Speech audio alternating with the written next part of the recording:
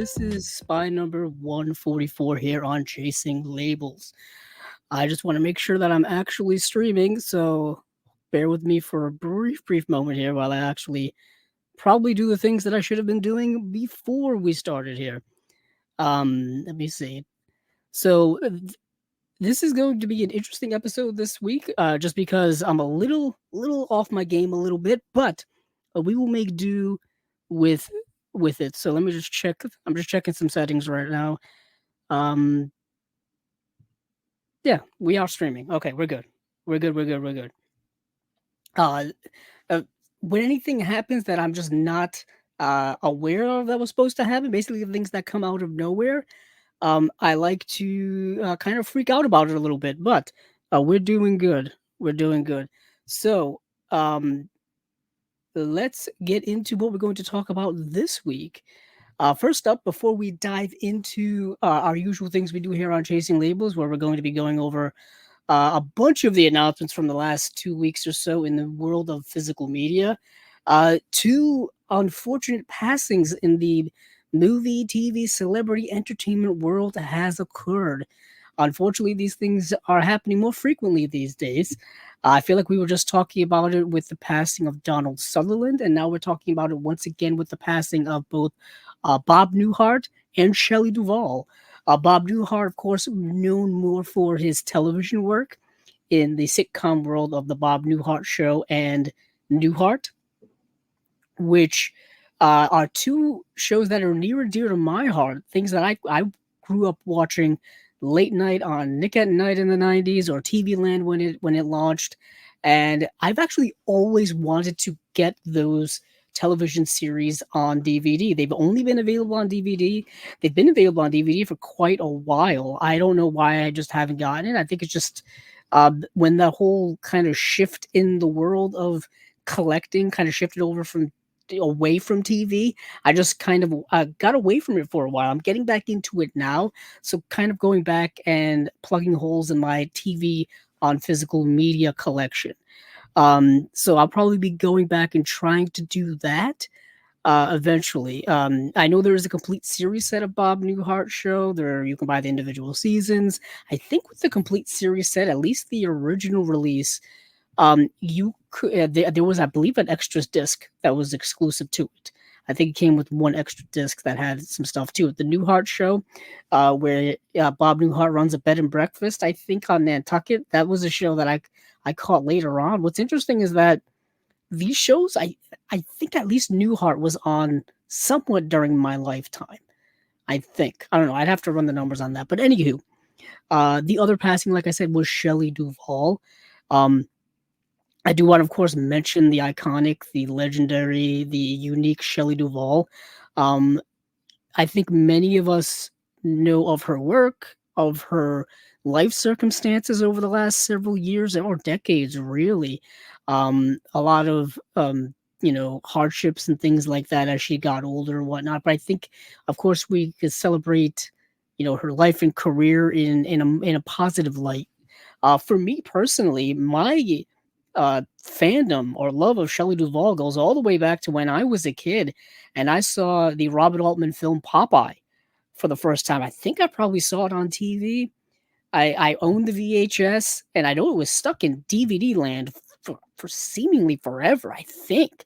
And then we finally got a Blu-ray of it. I actually pulled all of my Shelley Duvall films that I have in my collection. No coincidence here. They're mostly Robert Altman films. They're mostly of his work. He kind of, I believe, is responsible for discovering her in the late 60s, early 70s, and kind of starting her career, starting Shelley Duvall's career. And of course, it flourishing in the 70s and into the 80s, and somewhat a little bit into the 90s. And then after that, it kind of dissipated and kind of faded away, as does, unfortunately, with a lot of famous actors and actresses. They're here briefly in terms of their stardom, and then they kind of fade. We see it with modern day actors and actresses all the time. But when it comes to things I have in my collection for Shelley Duvall, I have, the Robert Altman work, McCabe and Mrs. Miller. This is just the Criterion Blu-ray. I know this was recently upgraded to 4K from them recently. I don't know if I'm going to upgrade to it. at least not now. Um, Reason being is this film is very soft when it comes to its cinematography. I don't know if 4K will lend well to it because you can only do so much with the aesthetic of this movie. That was kind of the thing with Altman. I think a lot of his films had a very soft aesthetic to them. But this is McCabe and Mrs. Miller. I have Thieves Like Us, another Robert Altman film. This is the Radiance release. We're going to be talking about both Criterion and Radiance during this episode. Um, uh, so, this is kind of coincidental. We're going to be doing that, but this is their release. I believe Kino also put out a release. Or was it Arrow? One of the two. Either way, Thieves Like Us. I've got the Criterion release of Nashville. Now, as you can see here, this is the thicker dual format release that they came out with in probably 2013, 2014, somewhere around there. Their first run at doing like dual format or multiple format releases, and then they kind of discontinued. I always bemoan it. I loved when they did the dual format releases. I absolutely loved. You got more bang for your buck. This was, this is a digipack release of Nashville. This has since been re-released on Paramount regularly, and I believe also probably reissued by Criterion as well. But this is the release I have. There's this. I've got some other stuff here. Annie Hall. She was in a scene in Annie Hall, the Woody Allen film, the Best Picture winner. So I thought I would, bring this out to show she was in that. And of course, this is the Robert Altman film, Three Women. This is an incredible film. If you didn't know that this was a Robert Altman film, you wouldn't have guessed. It's so different from the rest of his filmography, at least from what I've seen. And Shelley Duvall is phenomenal in this movie. It's her and Sissy Spacek. This is a very surreal film. And when I think of surrealism, I don't necessarily think of Robert Altman, but this movie is phenomenal. This is the Criterion Blu-ray of that. If you haven't seen this movie and you don't know of Robert Altman, I think you can watch this and be pleasantly surprised. Even if you're not a Robert Altman fan, if you don't like his style because he is an acquired taste, I still think Three Women is the outlier. This is the one that I would recommend to non-Robert Altman fans. I got some more stuff here. Of course, probably her most well-known role, The Shining. I've owned this on DVD. I've owned this on Blu-ray. I've owned this in 4K. It's the film by Stanley Kubrick. We all know the story behind the making of it. If you've seen the making of, if you've just seen clips from it, people bring that up all of the time. Shelley Duvall was just incredibly manically unhinged in this film, as one would be in the plot of The Shining. But yeah, this is the 4K UHD release from a few years ago. That's probably one of her most famous roles. And then here comes the role that I first remember her for. That is Popeye. This is the Paramount Blu-ray. This came out a couple of years back, and unfortunately, no special features, nothing like that. They basically just put the movie out on Blu-ray to, I guess, salivate our want of it. Hello. I got some comments here. So we've got a comment from Humboldt Horror Honey. Hello, welcome back. Thanks for showing up. We got another comment here from our buddy Tony from Australia.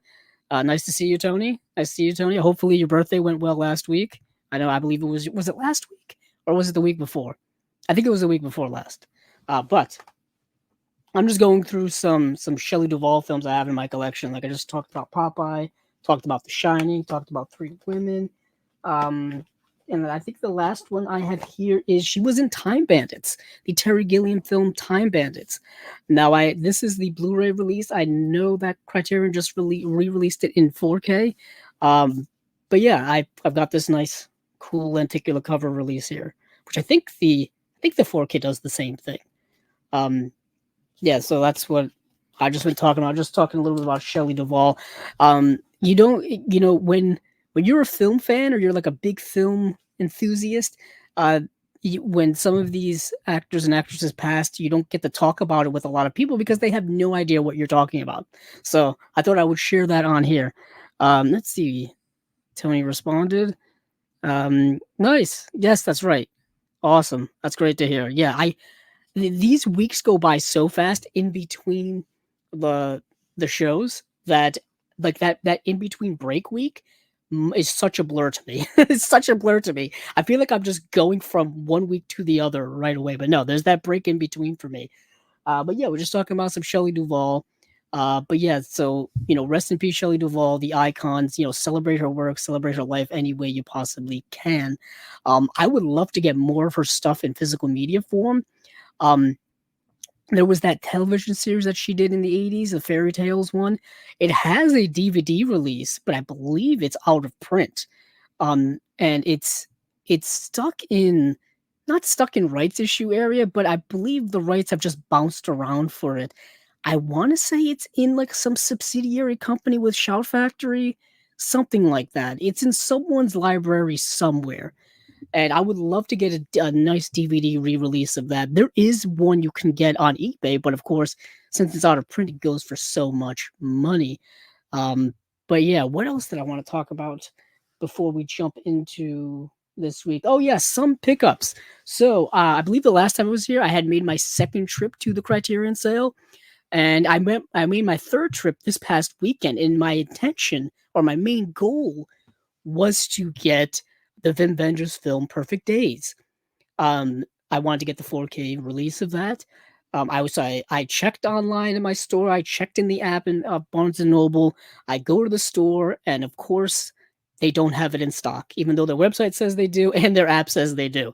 So I've got to wait on that a little bit because it is actually, I think, sold out on online as well from their website, and Amazon's not price matching it yet or at all. So I kind of have to wait a little bit on that. But I did, of course, pick up a couple of things while I was there. I wasn't going to leave there with nothing. So I picked up during my third trip Power of the Dog, the Jane Campion film, the 4K UHD release of that. Um, I had wanted to get this several times before, but I kept leaving it behind and leaving it behind in substitute for some other things. But I was there. They finally had copies of the UHD in stock, a few of them actually. So I decided, why not get this? I really loved this movie when it came out back in 2021. Um, yeah, I've been getting more Jane Campion films in my collection as I've gone along. I gotta see what I have and what I need to get. So I got that, and then they finally had this in stock. The Others, the 4K UHD release of The Others, the film starring Nicole Kidman. And the last few times I've gone there, whether it be the last sale or this sale, I think they maybe had the Blu-ray, maybe. If not, they were just sold out of it. But they had a couple of copies, so I was like, I'm gonna get it now because by the time I come here next time, they probably won't have any left. What I did notice is that my store specifically, people were buying them. People were buying the Criterions, and they weren't restocking the shelves as much as I would have liked. If you saw my first video that I did, that I finally posted a couple of days after our last episode here, uh, those shelves are looking pretty good. They've been picked over a little bit since I've gone back. There's a lot of gaps there now, but I got The Others, so I can upgrade my old Blu-ray release that I have. And then lastly here, I went back and got something that I wanted to get the first time I was there, and that is the Ozu double feature of the story of Floating Weeds and Floating Weeds, both the 1934 version and the 1959 remake. This has been a hot seller. This sale. This is probably one of the hottest sellers I think of this sale. I think the reason being is that it was in the collection for so long. It's been on just DVD for so long, and it was an early DVD release from them. I think it's 232, and we're up to what, like almost 1,200 releases now in the Criterion collection. So this was definitely something people were clamoring for. So I got more Ozu in the collections, so I'm looking good. But I still need to get Perfect Days, the Vin Vendors release. Farewell My Concubine is coming out this week. I believe Risky Business is coming out still. I don't know if that's going to be during the sale. It may be. I gotta check on that. Maybe I'll check on it while I'm on the Criterion website, which we're going to transition to very, very quickly. Actually, we'll transition into that now. Why not? All right, let's dive into what we all came here for. For those of you who are watching this for the first time, listening to this for the first time, Basically, what we do here on Chasing Labels is we take a dive into the boutique world of recent announcements from various companies, and I basically pick out things that I want to add to my collection or things that I find interesting or favorite movies, things like that. Basically, it's up to my perspective. So, sorry if you don't like my taste in movies and whatnot, but hopefully you're just here for the love of movies because that's what it's always been about. Um, so let's dive into some things here. I think I want to start off with doing the individual releases first. I want to start off with getting those out of the way, and then we'll dive into a bunch of the slates that arrive. That's where I concentrated most of my preparation for. So, first up here is a release that's going to be coming out by Film Masters on July 30th. This is Jack and the Beanstalk from 1952, starring Bud Abbott, Lou Costello, and yeah, it's an Abbott and Costello take on the Jack and the Beanstalk tale from 1952. It says here, be happy and go wacky. The classic fairy tale gets a comical workover from comedy legends Abbott and Costello. Lou plays Jack, while former heavyweight boxer Buddy Bear plays the giant who lives in the sky. Meanwhile, renowned voice artist Mel Blanc, who did Bugs Bunny, lends his familiar sound to various animals in the story. There's even a talking harp. Directed by Gene Yarborough and starring Barbara Brown, William Farnham, and Shay Kogan. This is one film that will always think twice the next time someone offers you some magic beans. This film will make you think twice. So this is this was restored in HD by Film Masters and being put out by Film Masters. And Film Masters has done a few releases that we've talked about here. So Jack and the Beanstalk from 1952. This is one that they've done, but of course they've done The Terror, which I have in my collection. It actually may be right here. Hell no. Here it is. So I've got this. This is Film Masters right here. Luckily, I am awful when it comes to putting things away on shelves because it comes time to record the podcast. I've got things ready-handed. So this is The Terror. This is put out by Film Masters. They're putting out Jack and the Beanstalk, and they put out some other releases as well. But I won't dwell too much on that. I'm pretty sure many of you have seen that story of Jack and the Beanstalk adapt so many times. We were just talking a little bit about Looney Tunes in the description here. Looney Tunes has done it. Everyone's pretty much done it. They did a live action film several years ago, Jack and the Giant Slayer was a take on it. Probably dating myself on that. But yeah, so you understand what I'm saying. So moving on from Jack and the Beanstalk, let's move to so this is something that actually was announced back in I think May, but for some reason I'm only seeing it now, and that's The Last Stop in Yuma County is being put out by Wellgo USA. Now, this is an indie film that came out this year and starring Jim Cummings, Jocelyn Donahue, Sierra McCormick, Nicholas Logan, Michael Abbott Jr., and Connor Paulo. And the release is scheduled for July 16th. So this has already come out. This has already come out. So I'm way, way off when it comes to this. So, but The Last Stop in Yuma County is a kind of a low stakes indie film where it all takes place in one location and a bunch of different people kind of just happen to end up being there. The premise is that Jim Cummings plays he's like a door-to-door knife salesman. Like he sells like kitchen cutlery and stuff. And he needs to get some gas. So he goes to this gas station in the middle of Yuma, and the gas station has no gas. The truck hasn't come yet, so he's got to wait at the next door diner.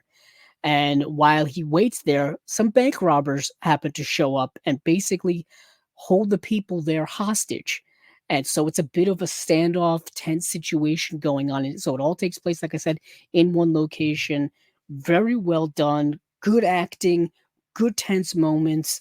Really, streamlined type of film. I think the movie's only like 95 minutes long, so super short in comparison to some other films. And it's really good. And Wellgo USA, which is I would say an indie boutique label, is putting it out on Blu-ray, and we'll put it out already. There's 3 audio commentary tracks, and there's a making of featurette on it. So this is one of the kind of hidden, I would say, indie gems of the year so far when it comes to new release movies.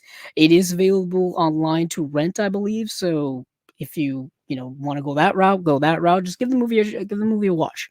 So that is The Last Stop in Yuma County by Go USA. Next up here is The Dragon Painter by Milestone Films. Yeah, or just Milestone. I think it's Milestone Films. Either way. So Milestone is preparing a Blu-ray release of William Worthington's The Dragon Painter. This is a silent film from 1919. That's why it intrigued me. I did get to see it, and it is a fascinating, like Japanese folklorish film. So Seswa Hayakawa, a painter turned hermit living in the wilds of Japan, thought mad by local villagers, he truly believes that his princess fiancée has been captured by a dragon, an obsession that leads him daily to artistic inspiration.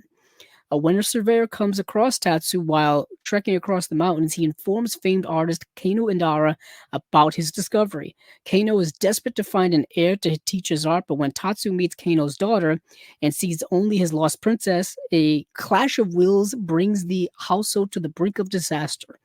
Long considered lost, the Dragon Painter survives today as a tribute to Hayakawa's talent and a shining example of Asian American cinema. So what is interesting about this release is, yeah, it's part of that silent era. As we know, the good majority of the silent era has been lost to us. So anytime you can preserve something that you thought was lost or is on the brink of being lost when it comes to cinema, you do it. So Milestone has done it, and they've done it with a 2023 4K digital restoration by San Francisco Silent Film Festival. And the iFilm Museum and George Eastman Museum. The film was photochemically restored by the AFI in 1988. However, this new restoration features recently discovered additional footage located at iFilm Museum in Amsterdam that greatly enhances the storyline of Umeko, portrayed by Hayakawa's real-life wife, Soro Aoki. Restoring the film today with modern restoration tools enabled an additional level of cleaning and repair, resulting in a final version that more closely resembles the original appearance. So you got a new restoration, a reconstruction of the film. There's 2 scores here for the Dragon Painter. There's a I think a reconstruction featurette here, or feature really. It's 66 minutes long. And then you get His Birthright, which is another film that's 47 minutes long, starring Sezue Hayakawa. The Man Breathed from 1919, which is another film, 66 minutes long, also starring Sezue Hayakawa. And then you get an illustrated book. So this is a really nice release, a historically significant release of The Dragon Painter from 1919. Really cool stuff here. Glad to shout out some silent film work. And this is coming September 24th. So right around the corner.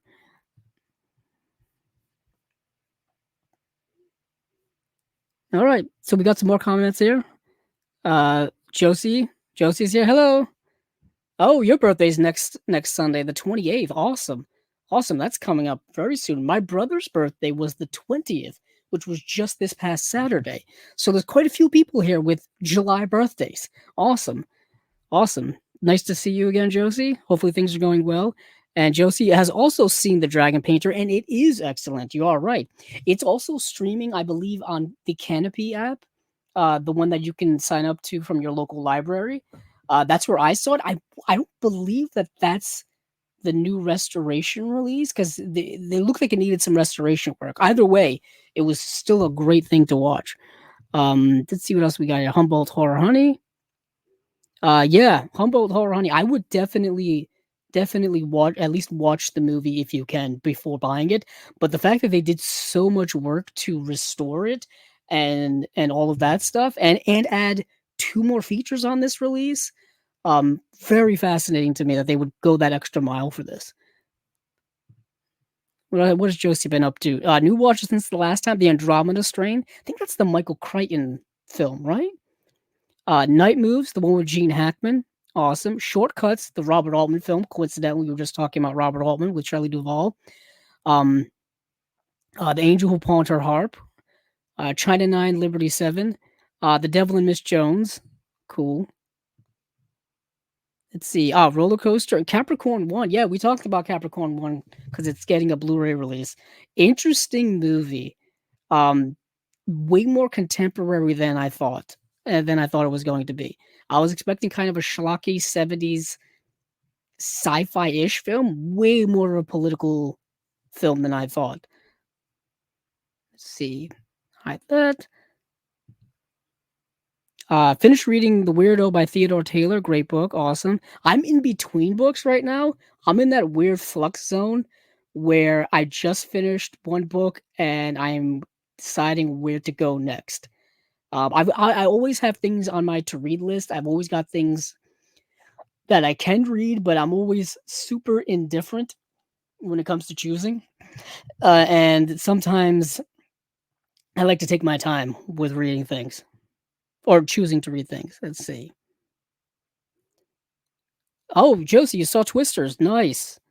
Nice. I still have to see it. That's what I'm probably going to do this week. I did get to see Maxine. I did get to see Longlegs. Longlegs is incredible.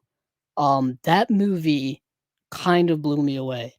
Um, for those of you listening, it's the movie that just came out by Osgood Perkins, who is the son of Anthony Perkins, and the movie is incredibly interesting.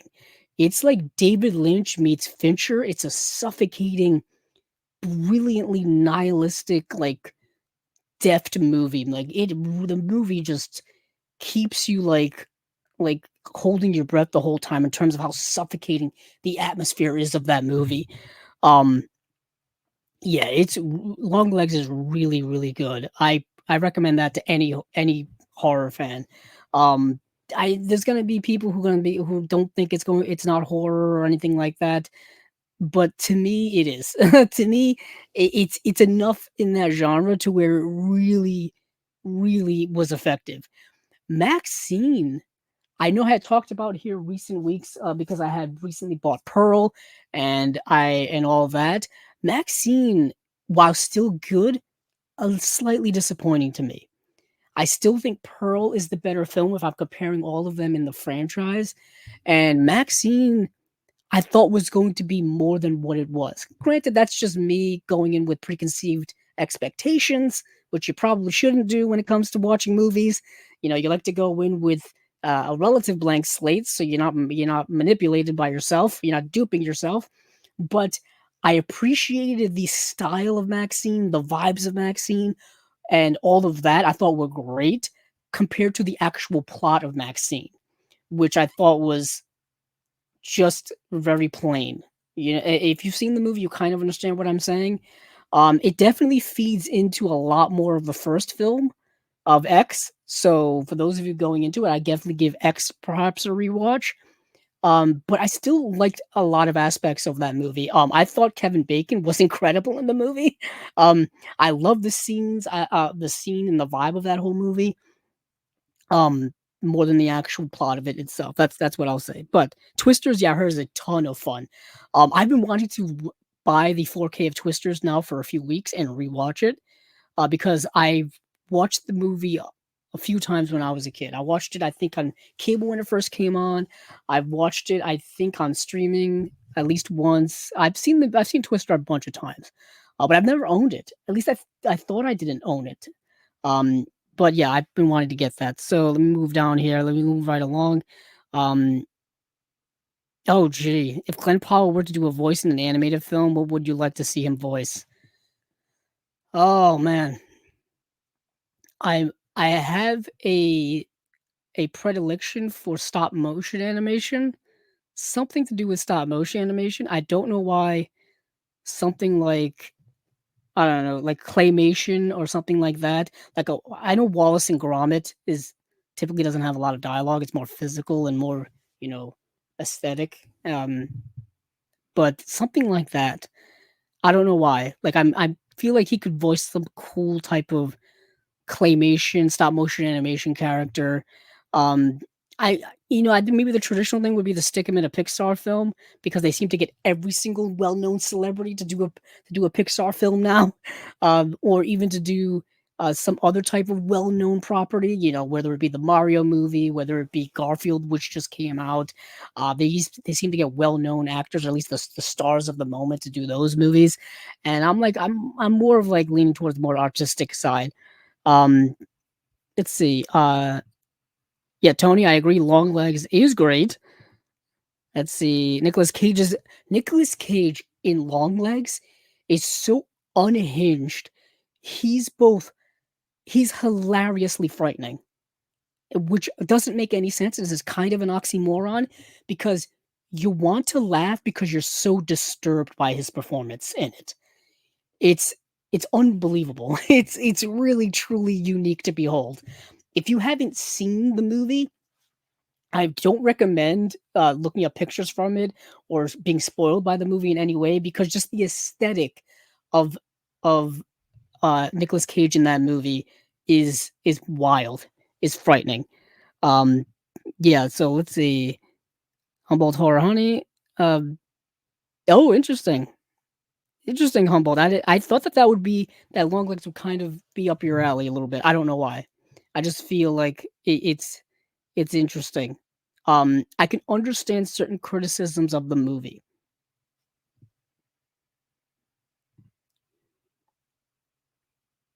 Yeah, yeah.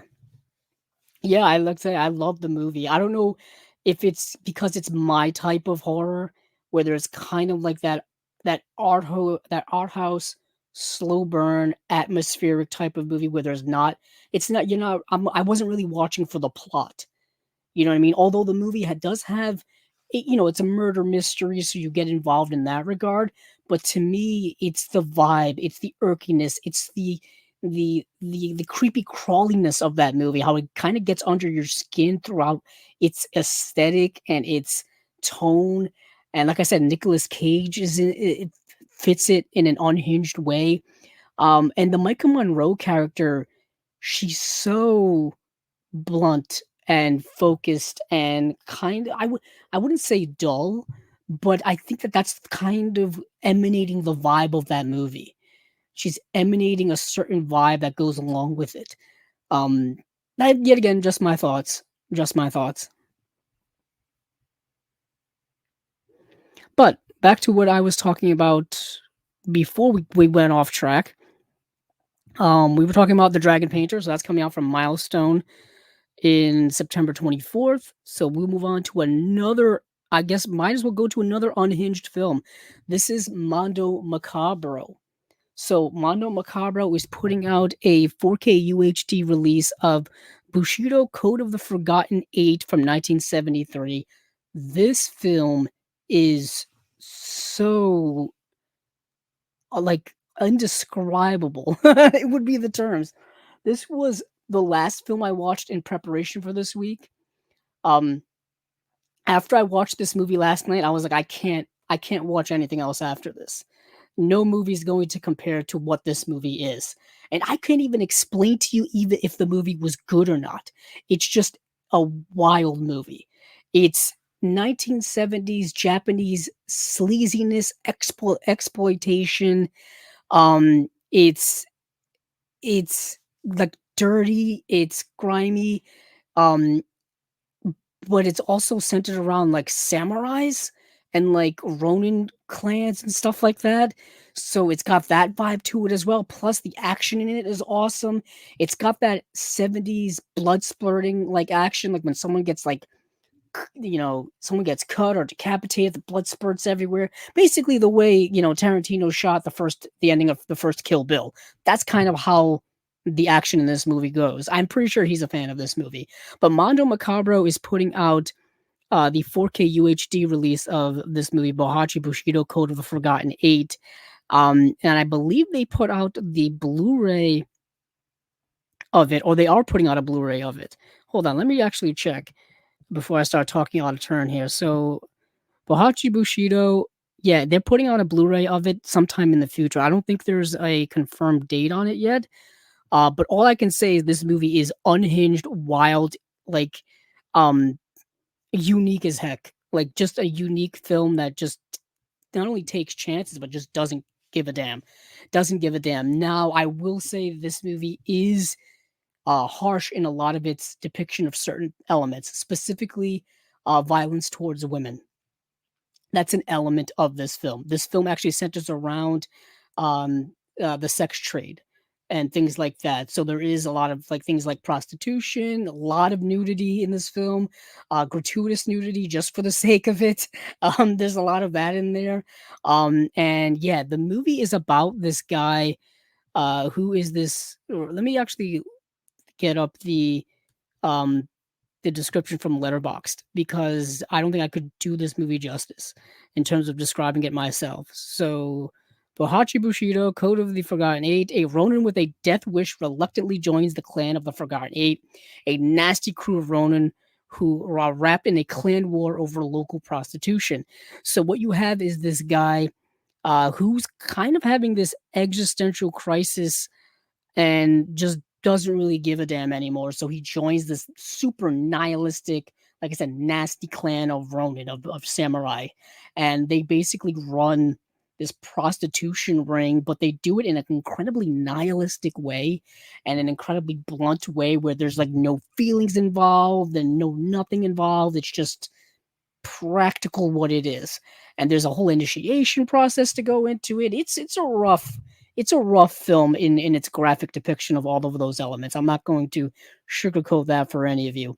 But the movie is so bold in the sense that I had no idea what was going to happen next. I had no idea what was going on in terms of what was, how this was going to play out. So yeah, he becomes this enforcer for this group, and yeah, it just goes from there. Wild movie, just a movie I had never heard of, and just kind of adore. Um, not adore, but like am blown away that they made this movie at that time. So that is Bushido. Um, yeah, that is Bohachi Bushido, Code of the Forgotten. I'm just gonna say that again a million times. This is coming out like again sometime later this year, probably both on Blu-ray and 4K, put out by Mondo Macabro. Really cool stuff. So let's move on from there. I think that's it for the individual releases. So we will dive into the slates. Let's dive into the slates. Let's start with our smallest slate here, and that is Eureka. Eureka has two releases. They have a Broken Oath, a Hong Kong take on Japan's Lady Snowblood. Broken Oath is an action-packed tale of righteous vengeance directed by Zhang Cheng Hua, who directed King Boxer, starring the First Lady of Kung Fu cinema, the inimitable Angela Mao. And yeah, it's the plot of Lady Snowblood, but a Hong Kong take on it. This, I believe, is getting both a US release as well as a UK release. It's coming from a 2K restoration of the film. It's got two brand new audio commentaries. It's got a brand new interview with actor Bruce Long.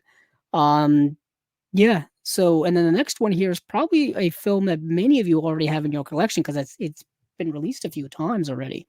That is Tank Girl. Tank Girl. Once again, we talked about Tank Girl already because I believe Umbrella put out a release of Tank Girl, and it looks like Eureka is going to be putting out one as well. This is their October releases, by the way. These are both coming out in October. I've talked about this movie before. It's based on a comic book. It's a dystopian film set in 2033.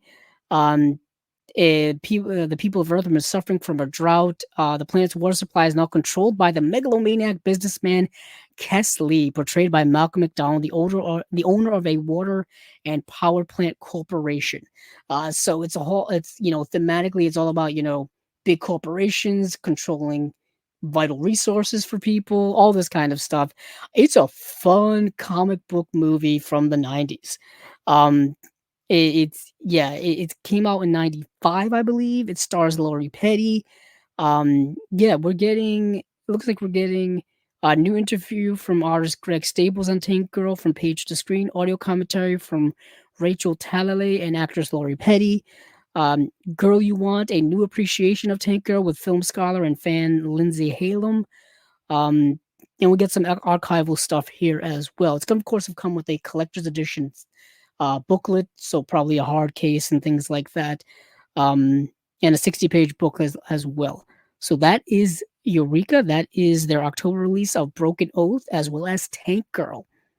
Cool stuff. So if you don't have Tank Girl yet, then yeah, then I guess you have another opportunity to get Tank Girl. I believe Tank Girl has already been released.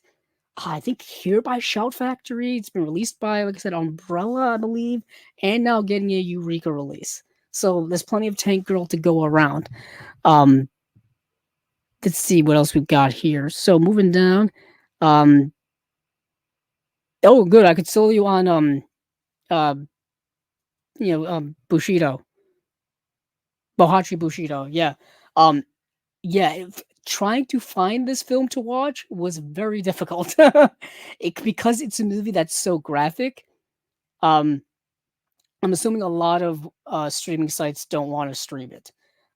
Because even when you have to, I think, sign into YouTube to watch the trailer that Mondo Macabro has provided for it, because of the graphic nature of it, because it elicits so much graphic stuff in it. Um, yeah, it's an interesting film, but not for everyone. So I wanted people to kind of really understand that it's a graphic movie. It's a graphic movie. But moving on from there, hold on, I'm clicking on too many things here. So that was Eureka. Let's move over to Kino. Why not? I got the Kino tab up here. There's actually some stuff I wanted to talk about last time from Kino that I didn't, so I saved it for this time. Uh, I don't know why I just said that because that was just irrelevant to anyone listening. But so there's two Kino Lorber Studio Classic re-releases, and I'm assuming that these are the exact same release. Yeah, so this is a re-release of Avenging Force and Rolling Vengeance. Avenging Force stars Michael Dudikoff. And it says, note these are from the same transfers as our previous releases, but encoded at a higher bit rate and on a dual layer BD50 discs, giving the features 30 megabits per second or more, so they should look better than the previous release, which were on BD25s. We added English subtitles and slipcases to both releases. We've seen Kino do this with a lot of their releases. Speaking of Kino, I finally ordered from their spring into summer sale because it does end tonight, I believe. So if those of you who have bought some stuff from there, please let me know what you got. I'm just curious. Also, I believe their kind of while supplies last sale also ends, I think, at the end of this month. I think that's when those titles will disappear from their catalog. So if there's things on there you want to get, I would definitely browse on there as well, just so you don't miss out on things. You don't have to buy anything on my account, but just in case you miss out on some of those titles. So like I said, we've got Avenging Force, Rolling Vengeance. Next, we've got Chains of Gold, starring John Travolta from 1991. So, Chains of Gold is a hard hitting story of a teen who has made a big mistake and the one man willing to risk everything to keep that mistake from being fatal. Social worker Scott Barnes, John Travolta, um, who of course was in Pulp Fiction and Grease, befriends 13-year-old Tommy Burke, portrayed by Joey Lawrence. Wow, that's a name I haven't heard in a long time. Who's credited here as being in TV's Blossom. Yeah, that's a reference you don't hear very often. Who's involved with a crack dealing gang. He is desperate to quit, but the gang has other ideas. They kill anyone who tries to leave. When the police offer no help, Scott launches a desperate attempt to rescue the boy with the help of his ex-girlfriend Mary Lou Henner. Holy heck. Is that Mary Lou Henner from Taxi? I think it is. Anywho, he infiltrates the inner circles of the gang, putting his life on the line to get Tommy out. The stellar cast includes Bernie Casey, Hector Alonso, and Benjamin Bratt, who's credited here for Miscongeniality. So what you've got here is John Travolta trying to rescue this um, young teenage Joey Lawrence from this gang. That sounds like the premise of the movie to me. This is coming with, unfortunately, no special features. I would have loved to see John Travolta talk about this movie, just to see what he remembers from it and if he has any memories at all, fond or otherwise. This is coming out September 30th, September 3rd. Sorry, my bad. Next is a movie that I did get to watch. It's called Radioland Murders from 1994. So Radioland Murders, the story was actually written by George Lucas of Star Wars fame, and other films, of course, but we all know Star Wars is his claim to fame. So he wrote the story for this. He didn't direct it. He didn't write the screenplay, but I guess the story was based on him. It's actually directed by Mel Smith. And let's see. So Radioland Murders stars Brian Ben, Mary Stuart Masterson, Ned Beatty, George Burns, Brian James, Scott Michael Campbell, Michael Lerner, Michael McKean, Jeffrey Tambor, Stephen Tobolowsky, Christopher Lloyd is in this movie, Larry Miller's in this movie, Corbin Burnson, Rosemary Clooney, Bobcat Goldthwait, Dylan Baker is in this movie. Just everyone's in this movie. Yeah, like I said, story by Lucas.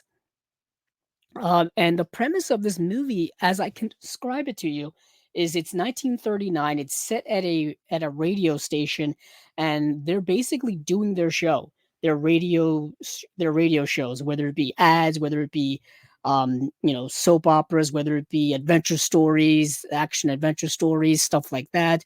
So that they're doing their radio show, but what keeps happening is someone's trying to sabotage them by killing off like people one by one. So the whole time, you as a viewer are trying to figure out, okay, who is killing off these people and why? Why are they doing it? So it's kind of like, I would say, like, um, uh, oh man, completely blanking here. I don't know why. Oh, it's like Phantom of the Opera at a radio station. You know how the Phantom was kind of like try to sabotage things behind the scenes and whatnot. So that's the movie. It's fun. It's fun as heck. It's not great in any way. I don't think I don't think the comedy's like laugh out loud, super funny, but there's a lot of super madcap moments. There's a lot of campiness to it as well. When you're set in 1939, they're really trying to like oversell the way people talked in movies of that time. Specifically when the police get involved, they're very slapsticky and stuff like that. It's a fun movie. It's coming soon on Blu-ray, so we're not sure when it's coming out, but it's getting a brand new HD master from a 2K scan of the interpositive. This is Radioland Murders from 1994. It's a fun, interesting movie with a massive cast, a massive cast. But moving on from there, we've got a movie that I had never heard of before, and this movie I don't believe has ever made it to even DVD. And this is um a movie called Uforia from 1984. It's coming out on 4K UHD and Blu-ray. It's getting a brand new HDR/DV master from a 4K scan of a 35 millimeter original camera negative. And I was kind of shocked to find that this movie um has never been on DVD, and the reason being is it uses a lot of uh contemporary music of that time from well-known artists. So no one's wanted to pay for the music rights to clear the music rights for any type of home media release outside of the initial run. And I believe it's bounced around in terms of rights for years and stuff like that. But the movie stars Cindy Williams, Harry Dean Stanton, and Fred Ward.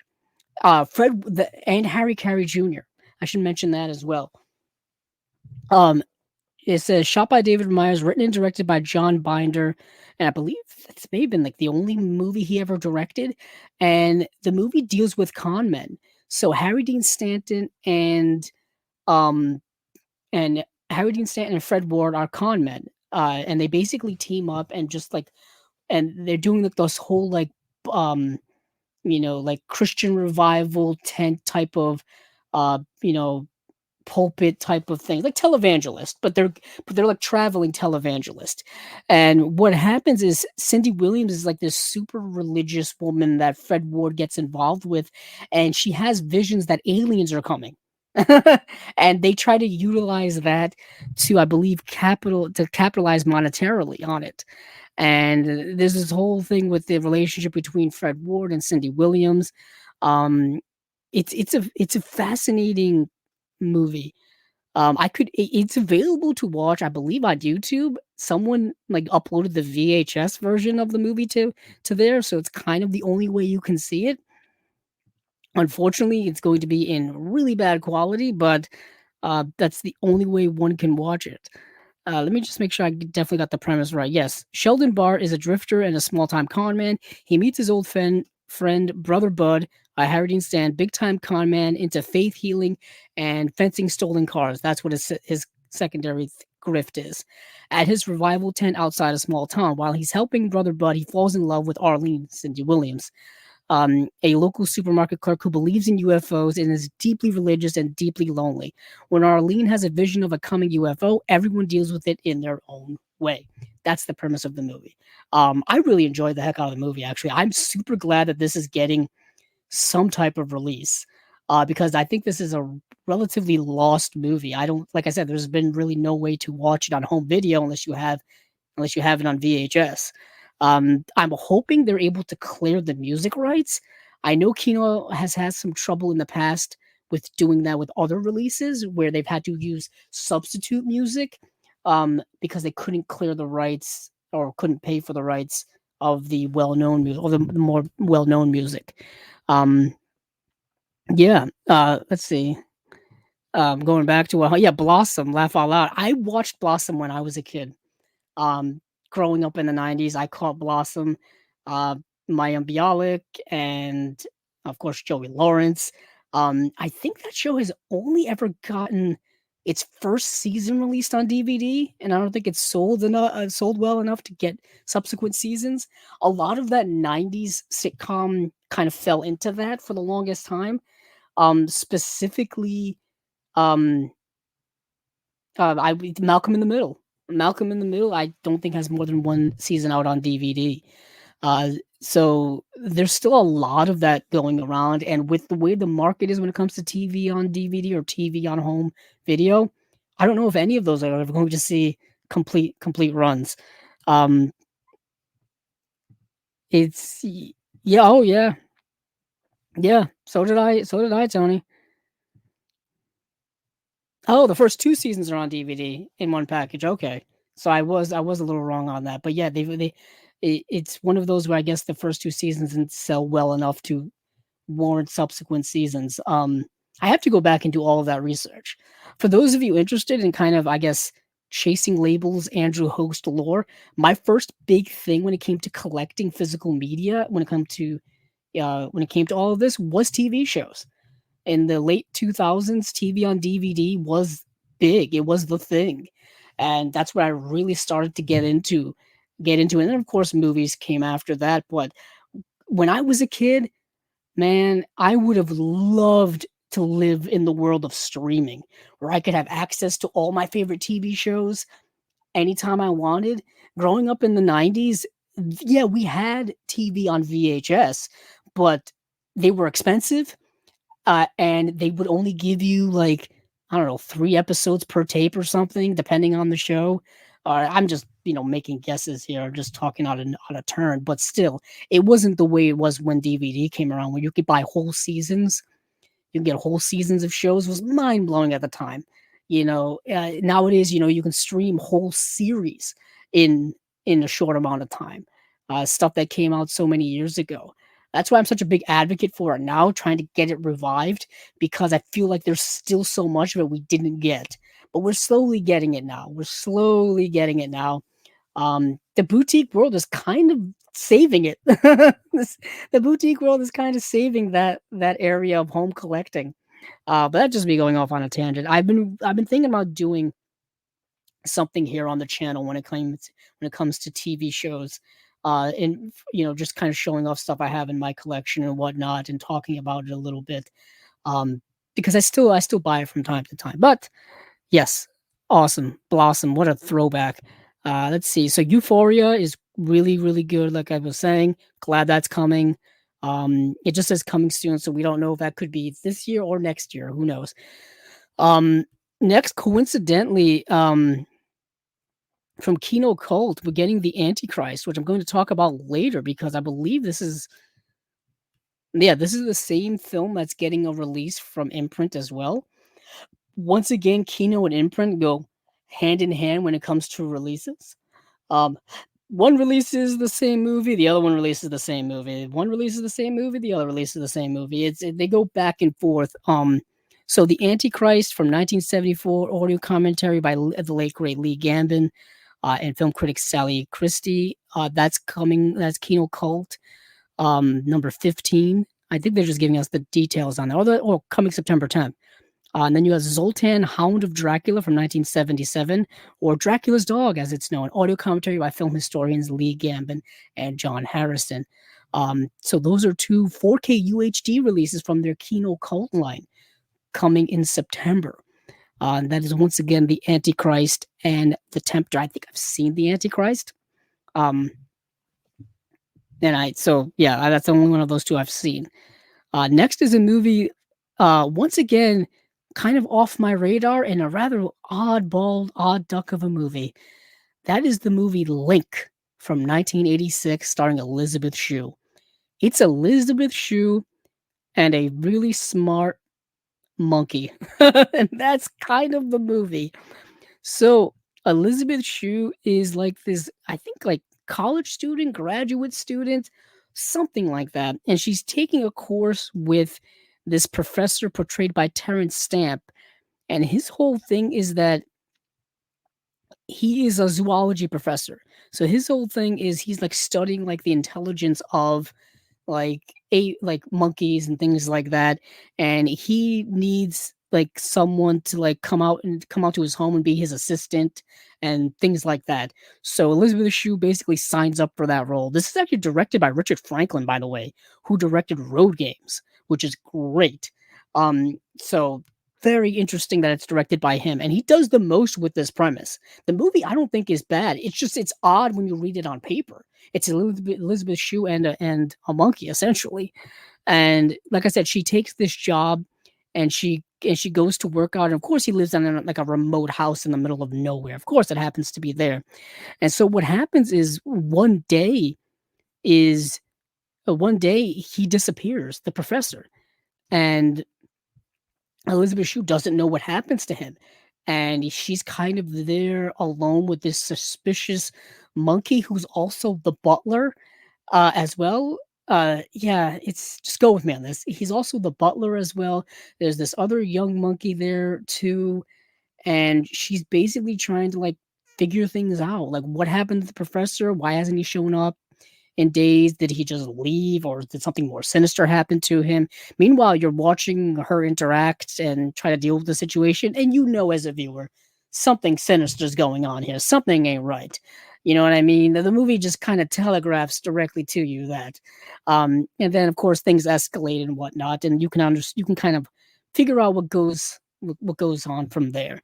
But it's Elizabeth Shue in the 80s, where she was really doing a lot of her more well-known work. You know, she was in The Karate Kid. She was in Adventures in Babysitting, which is a movie I still need to get.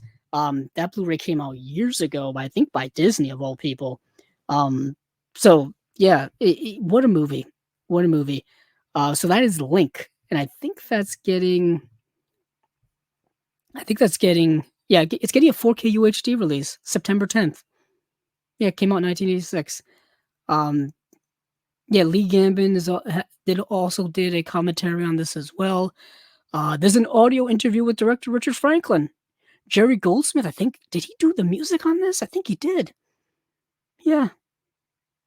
Yep, Jerry Goldsmith composed the music. Fascinating. So moving on from there, we've got Cowboys and Aliens, the Jon Favreau film. It's getting a 4K UHD release upgrade from its Blu-ray that's been out since it came out.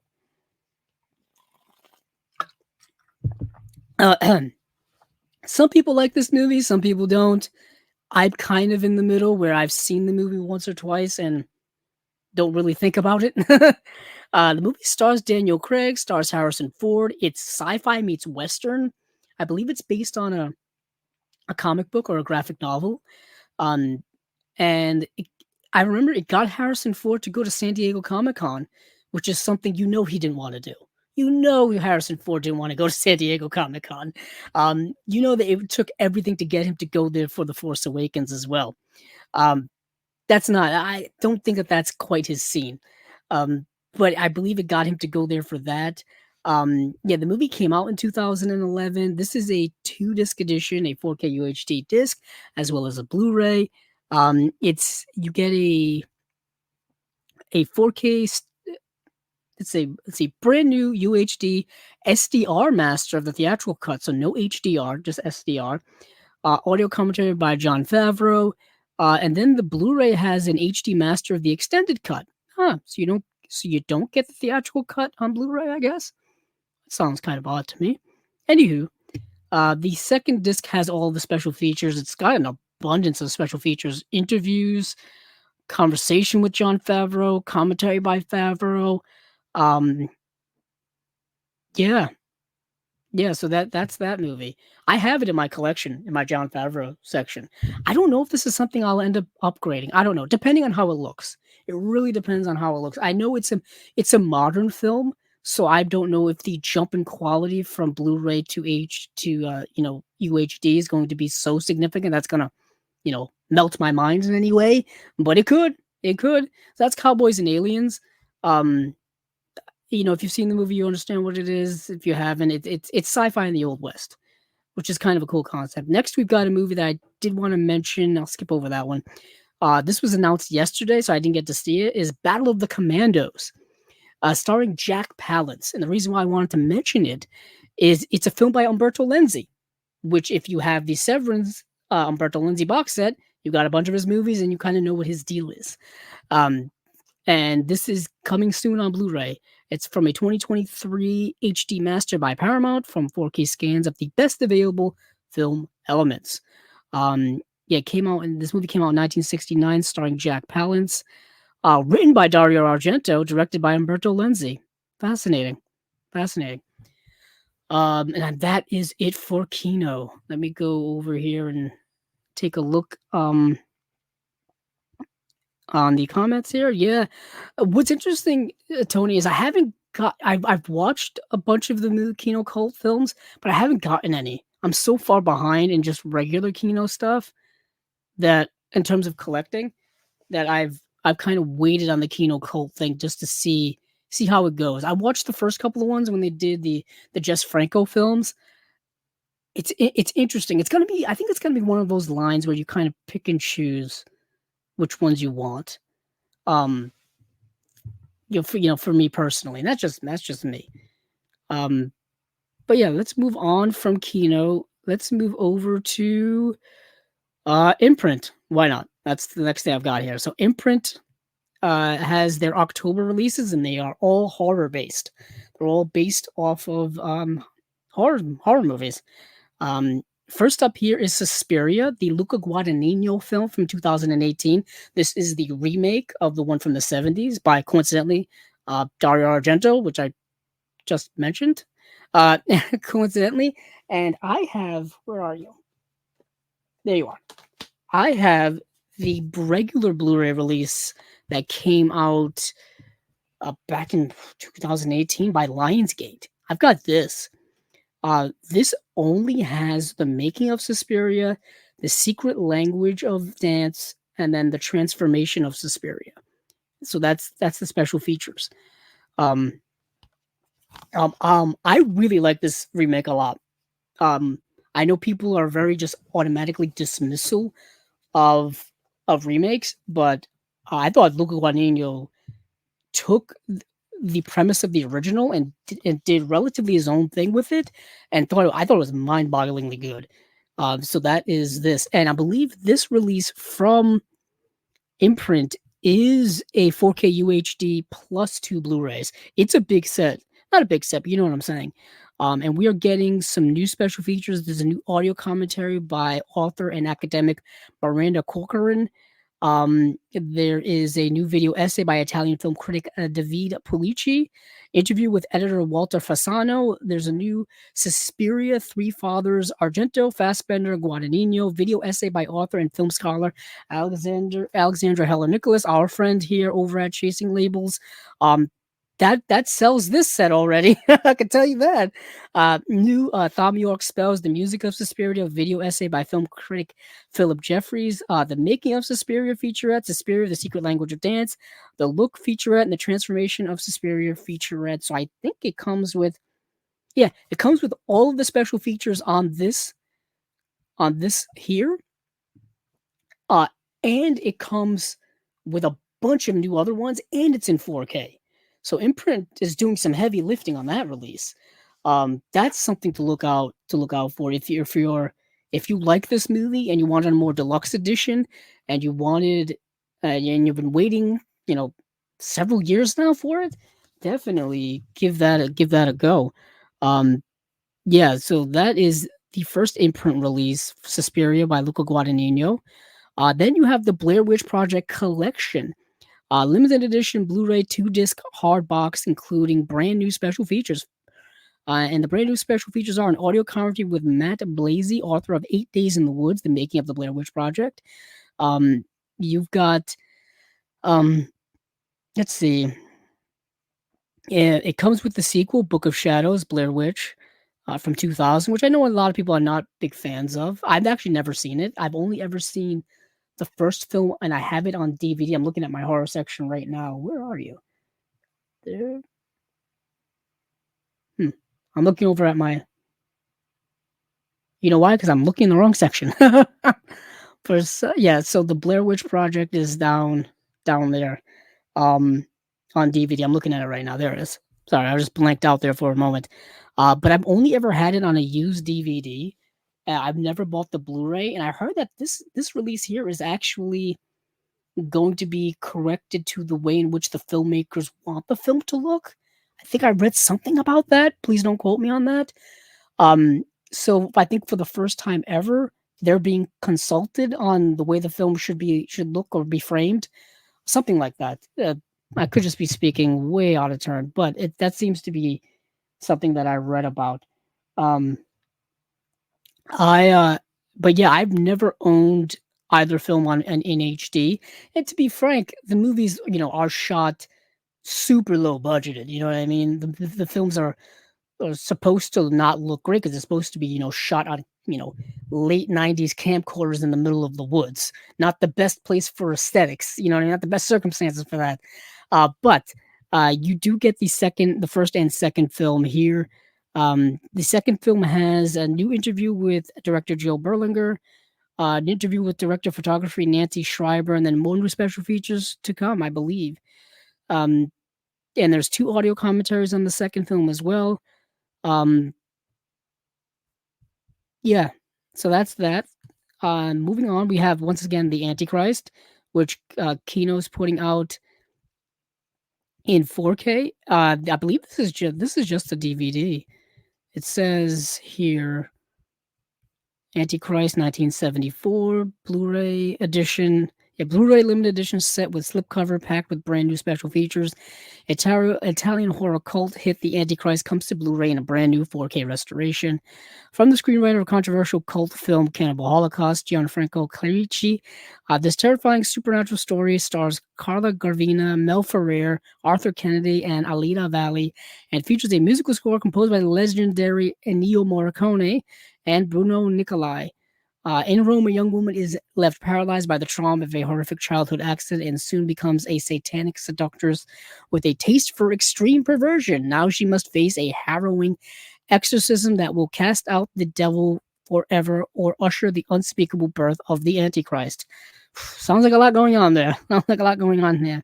And this is stacked with special features.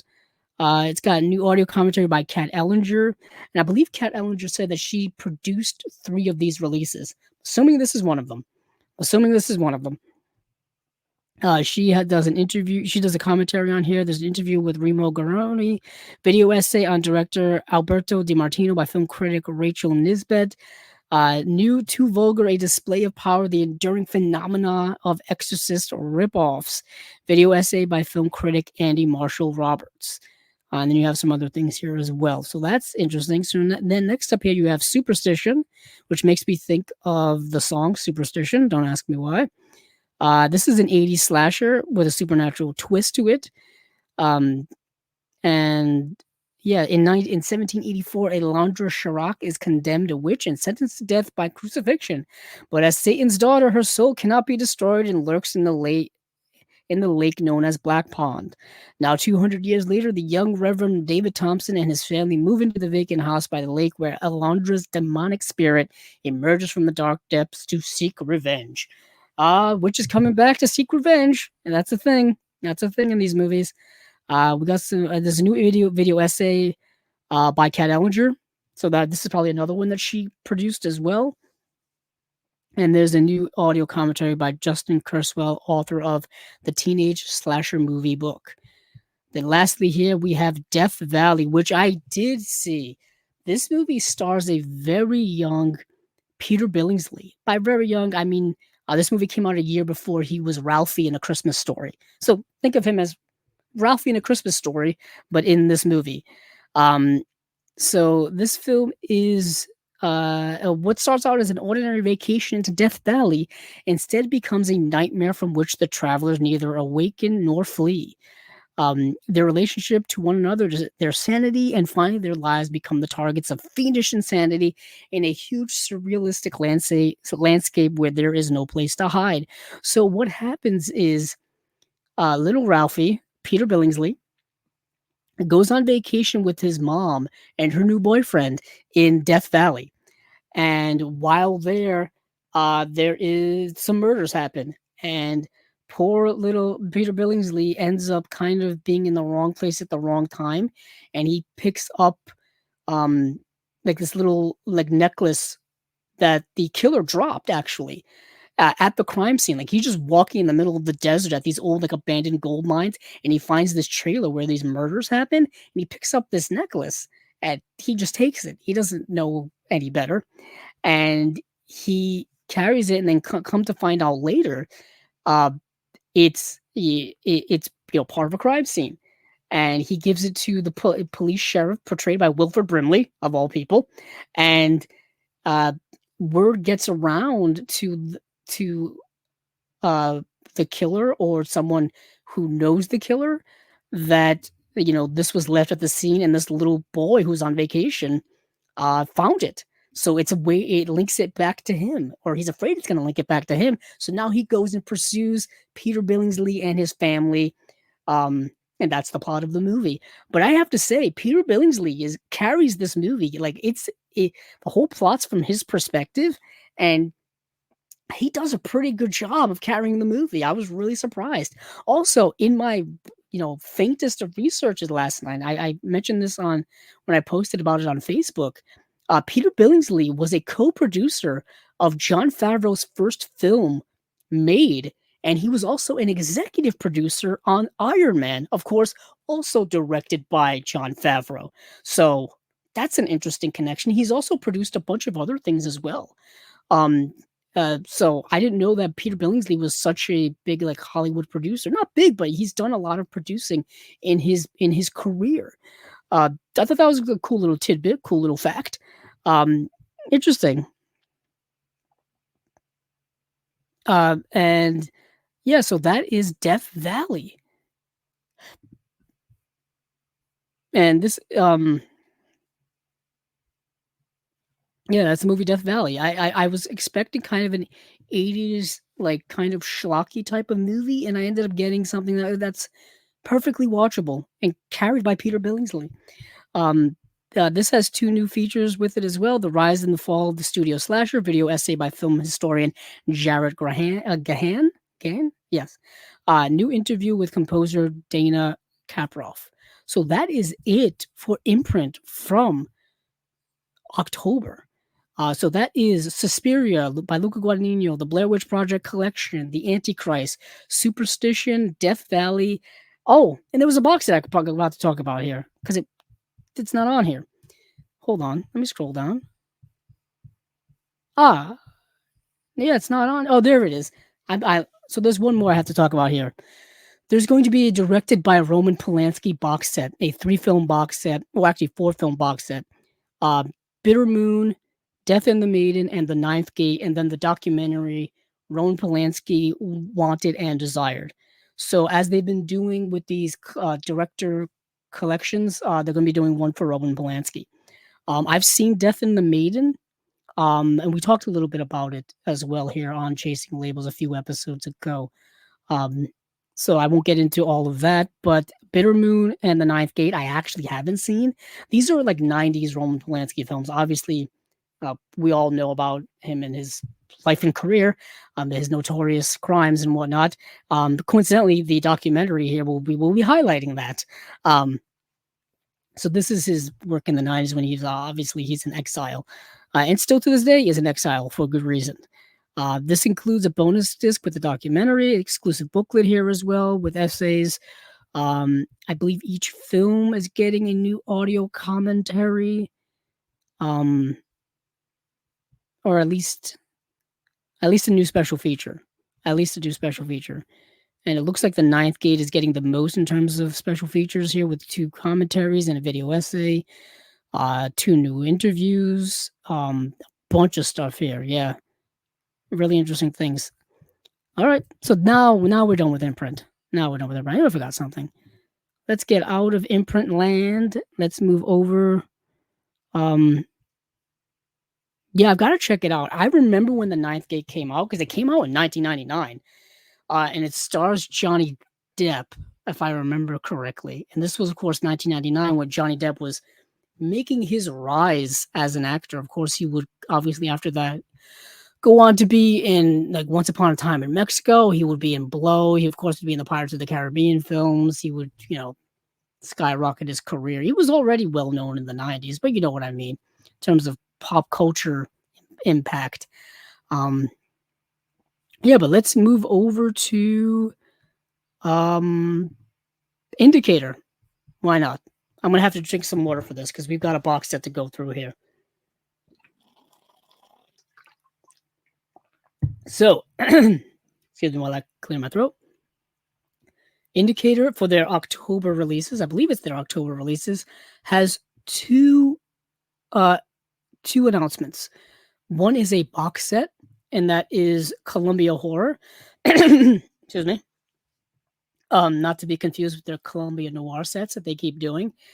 And then they've got another double feature here called El Vampiro, 2 blood-sucking tales from Mexico. So they're getting more into the Mexican cinema as they've been doing right along here for a little while. But let's start with the Columbia Noir horror set. I almost said Columbia Noir, caught myself there. So this is a 6 film set. These movies range from the early 30s to the early/mid 1940s. So we have Behind the Mask, directed by John Francis Dillon. We have Black Moon, directed by Roy William Neill from 1934. Airhawks from 1935. Island of Doomed Men from 1940. Cry of the Wolf from 1944. And then The Soul of a Monster from 1944 as well. So these are all kind of B movies. They're all kind of like B horror movies from Columbia Pictures back catalog from that time frame. I feel like they're all movies that are trying to compete with the other studios who were doing horror at that time. Specifically, Universal Monsters, and then you had Val Lewton producing a lot of horror films as well. You know what I'm saying. So let me get into what some of these movies are. I would assume so. Humboldt Horror Honey. Humboldt Horror Honey asks, are there no more Indicator Jean Roland coming? I'm assuming that there are. I feel like those are some of their more popular releases. Actually, I got 2 of them down here. I have to catch up on those still. They're still available. But I would have to assume that more are coming. I'm not sure when. I also have to assume that since they're 4K releases, that they take longer to make. That seemed to be the indication. The indication from the Indicator guys that Steven and I got when we interviewed them earlier this year is that 4K does take a lot more time. Obviously, it's more expensive. And I think the results definitely show. I hope so. Like, give me more of Jean Roland, please. I think there's more of his filmography that they still need to delve into because I don't think they've given us everything. I hope so. But this box set here, I think, is probably part of them renewing their partnership and license relationship with Columbia Pictures. I remember when we talked to them. When we interviewed them earlier this year, they said that they had renewed their their license with Sony slash Columbia for one last time. So so that leads me to believe that the ones that they've already released from that catalog will stay in print until the license runs out, and then they'll release some more stuff. I think that's why we're still getting these releases. But um, let's see. Let me go into some of these movies here. So, in Behind the Mask, the dastardly Dr. X murders his patients and smuggles narcotics in their coffins. Black Moon sees a cursed daughter return to the island where her parents perish in a voodoo ceremony. In Airhawks, pioneering aviators are tormented by rivals operating a horrifying death ray. Island of Doomed Men sees an undercover agent infiltrating a remote penal colony presided over by a madman. That madman is portrayed by Peter Lorre.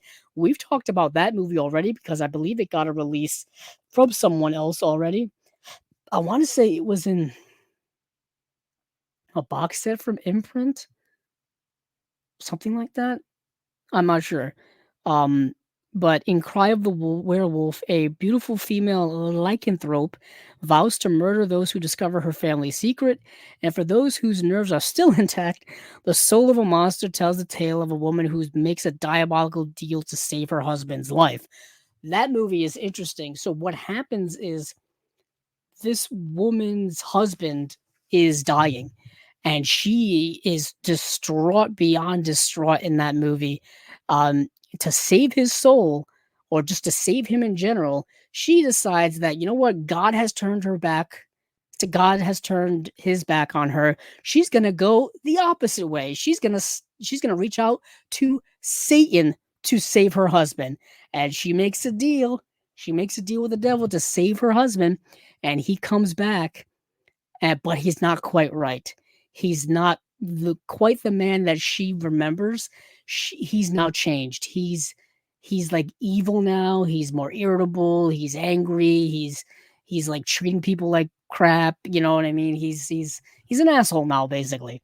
So don't make a deal with the devil. Essentially, is the cautionary tale of that movie. Airhawks is about a.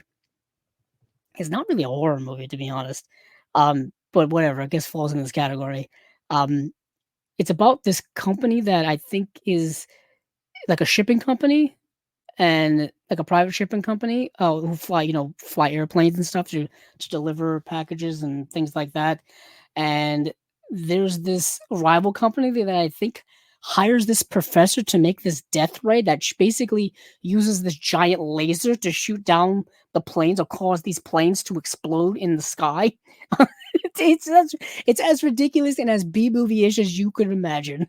Ralph Bellamy is in the movie. I think he runs the the one that's the company that's having its planes exploding, and in order to like solve the problem, he decides to like do this challenge where he's gonna fly the airplanes on this long trek to prove a point or something.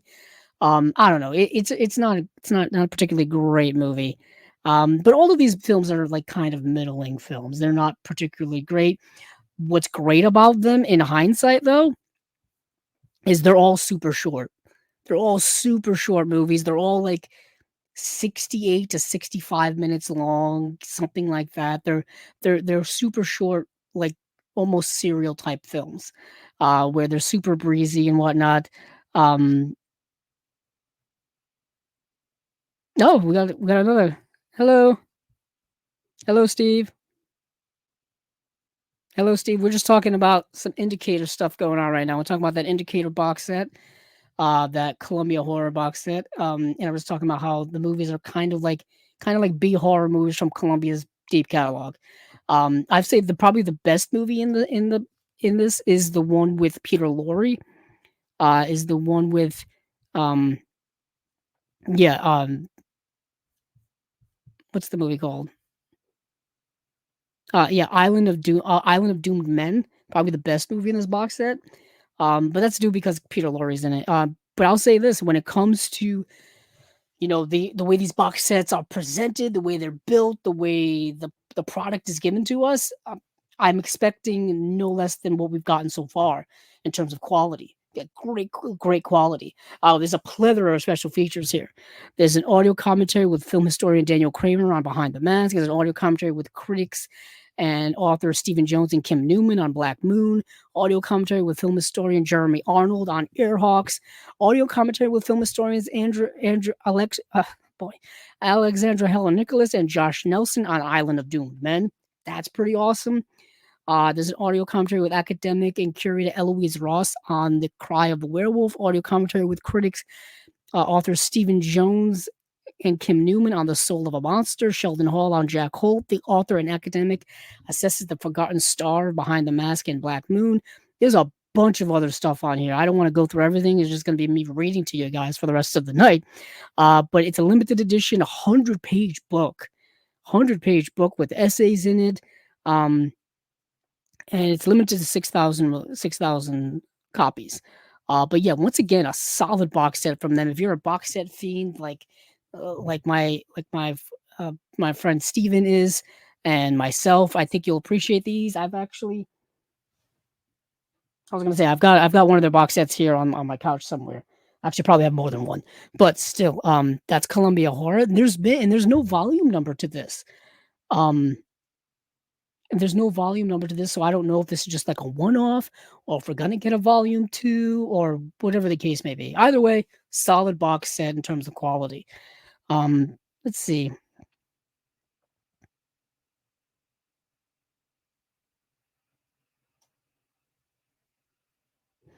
Let's see what else we've got here. Yeah, I want to talk about the double feature that they're putting out.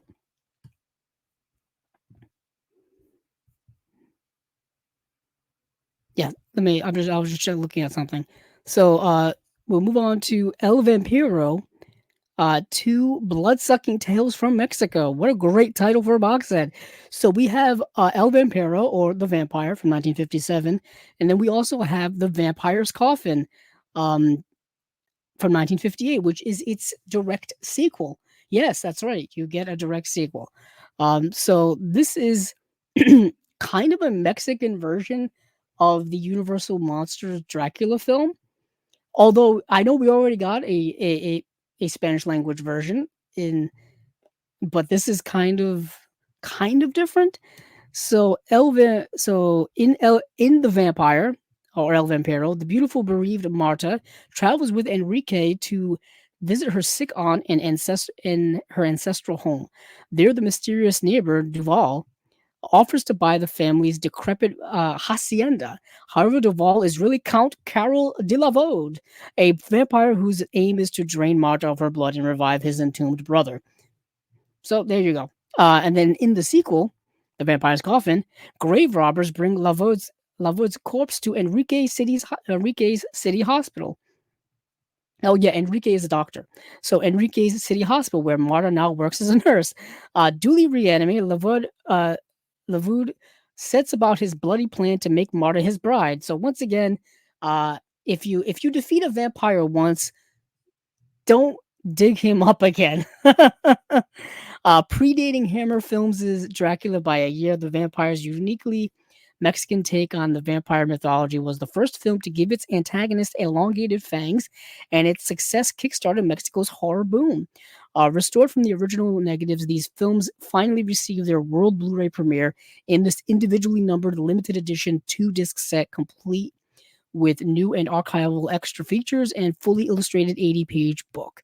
Yeah, you got an audio commentary on here. You got an interview. You get some interviews here. Actually, a lot of interviews. Holy heck. All brand new interviews, actually. My goodness. Yeah, these are fun. These are actually really, really fun. These are perfect viewing for if you're doing a horror movie marathon in October. If you're wanting to do that and you're looking for like kind of late night, like spooky vibes type of vampire movie with a little Mexican twist on it, if you will. But you've seen the Universal Monsters Dracula a million times, and you've seen every single Dracula film, the ones with Christopher Lee, and you want something that's a similar flavor. These are great to watch. These are really, really cool to watch. Um, yeah, and I believe, these are just Blu-rays. So that is it. That's getting a US release as well. The Columbia Horror is just the UK release, so region B locked. Um, just want to make that abundantly clear. So we move on from Indicator. So let's move on from Indicator. Let's move over to Radiance. Radiance has four announcements here, and I've seen everything they put out, and I spent a lot of time watching these movies. But luckily they weren't that long. So let's move into it. So staying in the vampire mode, they put out a vampire film called I Vampiri, or The Vampire, I believe it's called. Actually, it's called like or Lust of the Vampire. That's what I think the English title is. And then they put out Häxan, and then they put out Dogra Magra, and then they put out a box set of Daiei Gothic Japanese ghost stories. This box set's awesome. And Dogra Magra is awesome as well, or cool to say the least. But this box set we've got to talk about. We got to talk about this box set. So I love Gothic horror. I think Gothic horror is awesome. Um, I love how it's more about aesthetics and tone and energy and vibe than it is about plot per se. But the plot of these movies are fascinating. They're kind of classic plots, in my opinion, classic kind of Japanese Gothic horror plots. Let me get into it. So we've got three films in this box set here, and the three films are um, we've got Ghost of Yatsuya, The Bride from Hades, and The Snow Woman. So The Bride from Hades is going to be also known as Peony Lantern. Um, at least if you look it up on IMDb. So these are all getting 4K restorations, and these are all like really good movies. So the Ghost of Yatsuya. Let me start with the first one. Let me go over to my letterbox.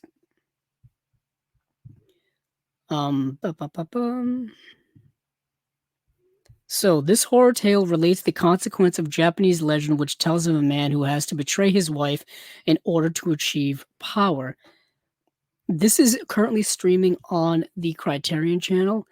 Let me see if I can get a better synopsis. Ghost of Yatsuya.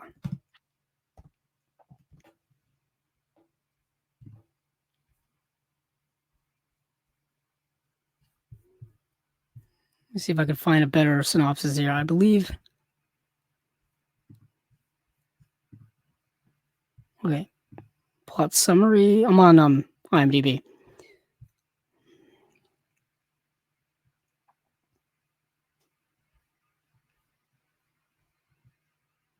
Yeah. So what? Okay, this is what I thought. So the classic Japanese horror movie directed by Nobuo Nakagawa is based on the 18th century masterpiece written by Nenboko Tsuruya. It is about a woman who haunts her husband after she dies a miserable death. The story has terrified the Japanese people for ages. So yeah, this guy is this story is about this man who's really terrible person. Um, he manipulates a situation to marry this woman, and then basically when he's kind of had his fun with her, he just basically wants to eliminate her and move on to somebody else. And what happens is she ends up coming back to haunt him, like like and seek vengeance on him because she's an angry spirit now. And the way in which he does it is just so messed up and so cruel and so unforgivable. And the visuals in this film are striking, and just the gothic vibes of the movie are incredible. And they are just the style in this movie is really sells this movie so hard on on why it's so good. I want to see if Nobuo, um, yeah. So Nobuo Nakagawa, the director of this film, he directed the movie Jigoku. Jigoku is another Japanese horror film that came out in the 70s, I believe. Actually, 1960. I was sorry, I was a little off. Yeah. So he directed that movie after this one. That movie is even more amazing than this one. Um, Jigoku, I think, only has a DVD release from Criterion and hasn't gotten a Blu-ray upgrade yet. Oh, I would love if that movie got a 4K UHD release. Oh God, please. Yeah, that movie is great. Um, but this movie has that same vibe to it where it's just haunting, and I'm not even doing it justice. I can't explain how good this movie is. You just have to see it. It's available to stream on the Criterion channel. It's The Ghost of Yatsuya from 1959. It's great. It really is great. It's probably the best movie in this box set. Um, Incredible psychedelic effects and things like that. Because as the man is haunted by this woman, he starts losing his mind, and once that takes over, the movie just kicks into high gear. Freaking, I loved it. Absolutely loved it. Now, the Snow Woman is actually a master sculptor and his apprentice are trapped in a bad snowstorm after finding a special tree for carving a statue for the local temple. Finding refuge in an abandoned hut, they celebrate their luck in finding the tree, but soon they are visited by the Snow Witch, who freezes the sculptor to death but takes pity on the apprentice. He must promise to never speak of this, or she'll return and kill him. So basically, she takes pity on this sculptor's apprentice and tells him, you don't ever speak of this ever to anyone, not to your wife, not to your children, not to your friends, not to no one, or else I'll come back and kill you. And so years go by, and he lives his life, and things happen. I'm not going to say what. All I will say is that this movie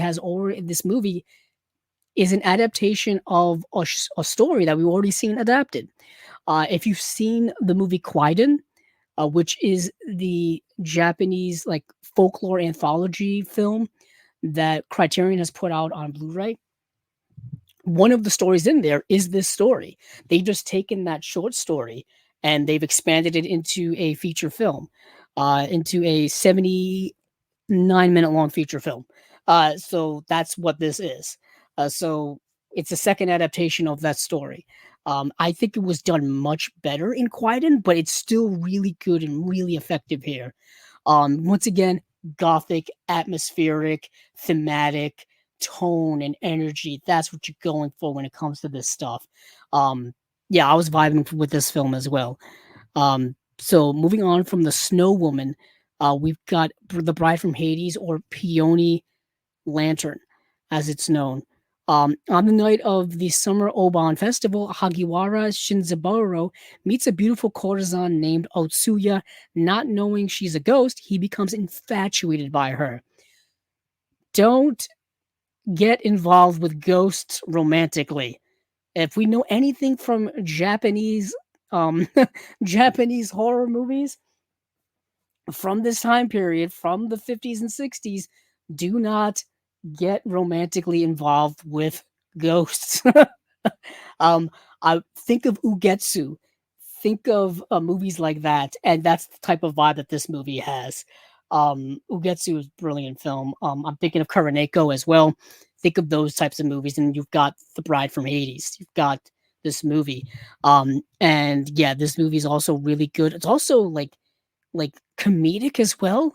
There's comedic vibes in this movie. There's this one character in here who's like trying to help this guy in this situation, and he's just like kind of something ripped straight out of Scooby Doo. He's kind of Shaggy from Scooby Doo, where he's just afraid of everything, and he's just like way in over his head.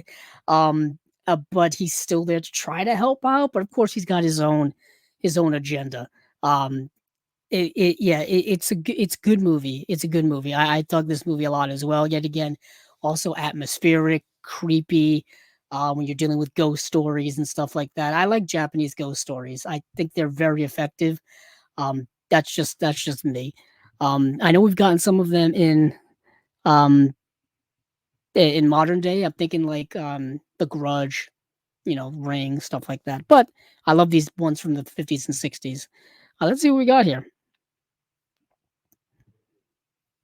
Let's see. David says, I'm so out of my depth here, but I enjoy hearing about the possible pickups that I've never heard of before or have heard of, but didn't know until Andrew mentioned it. Yeah, to be honest, that's the thing with boutique labels. I think we're all relatively out of our depths. Most of us are. I know I am. To be honest, I haven't heard of any of these movies until they're announced, and then I watch them. So I'm just like kind of like first one up to kind of give people a sense of what these movies are and a sense of what these releases are going to perhaps be.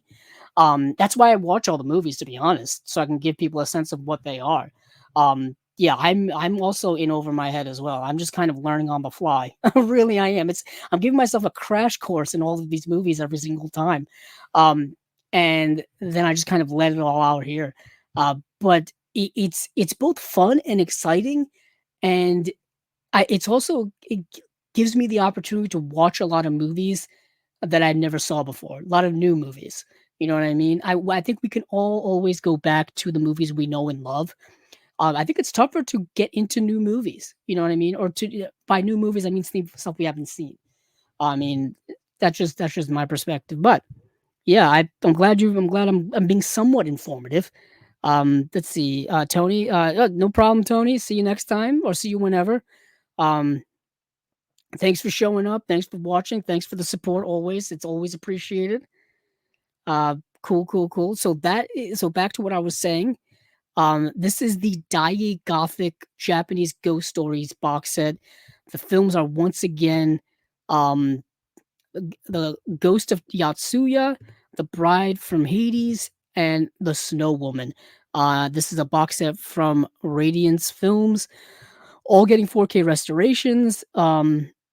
It looks like, yeah, there's an 80-page book in here as well. There's 6 postcards.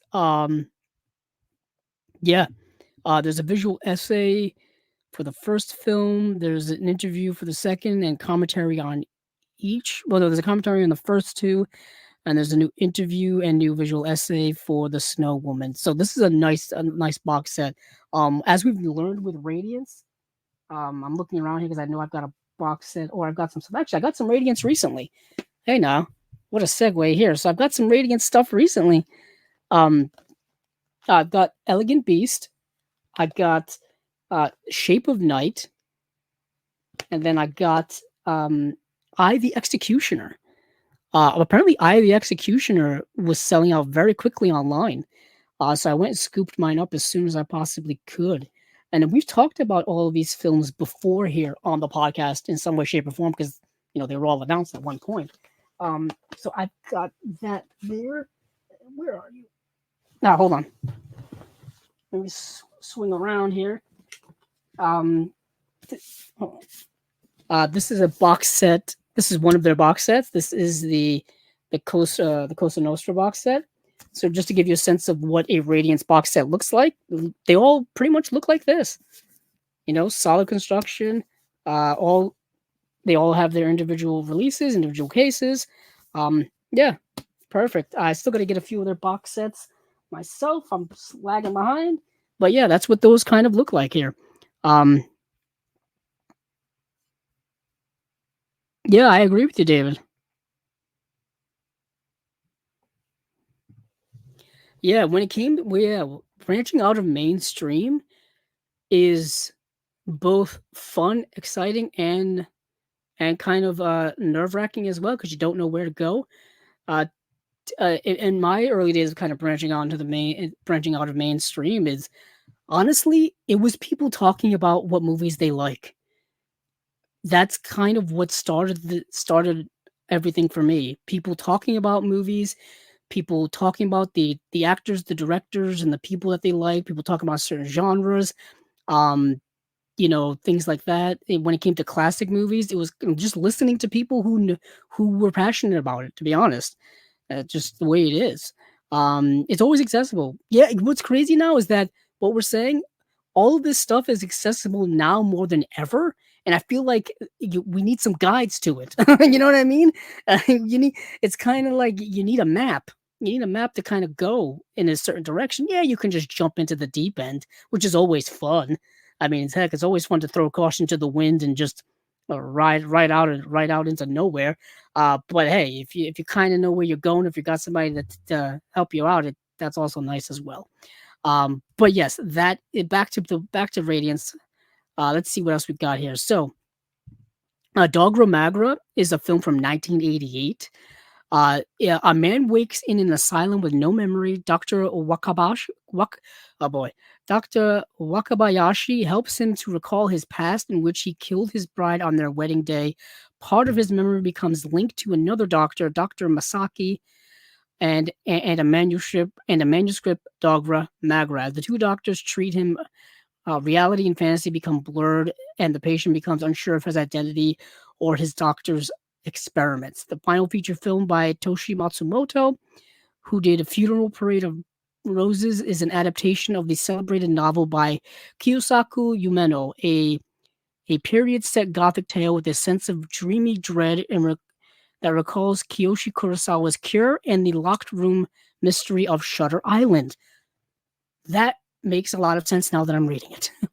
This movie, very much like Cure, very much like Shutter Island, but even more unhinged and more crazy. And this is Dogra Magra. You are kind of, I was just talking about being thrust in the deep end. This movie thrusts you in the deep end and doesn't tell you you're in the deep end. I had no idea what was going on in this movie while I was watching it. I didn't know what was real, what was fantasy, what was a dream, what was a nightmare, what was true, what was fictional, who was real, who was not. The movie doesn't really hold your hand in that regard. It just goes. It just takes you and goes like on a roller coaster ride, and you've got to just strap in and just try to figure things out on the run. And it's a wild movie, Dogra Magra from 1988. What a film! Yeah, it's kind of brilliant, but kind of wild, kind of maybe doesn't make sense, but I don't think it's supposed to make sense because it puts you in the mindset of someone whose mind isn't all the way there, whose mind may be fractured. You may be dealing with identity disorders. You may be dealing with other types of things like schizophrenia or whatever. But it's got that Shutter Island vibe to it. But Shutter Island is way more easily digestible than this. Way more easily digestible than Dogra Magra. Let's see. So that's that. This release here is getting a high definition digital transfer supervised by the director of photography, Tatsuya Suzuki, and producer Suji Shibata. There's actually a director's commentary from Matsumoto in 2003. And there's an interview with Matsumoto from 2003, visual essay by Julianne Ross. There's a bunch of features on here. I like it. So that's pretty cool. Häxan, I've already owned this movie. So hold on, where did I put it? It's over here. Sorry, I'm moving things around.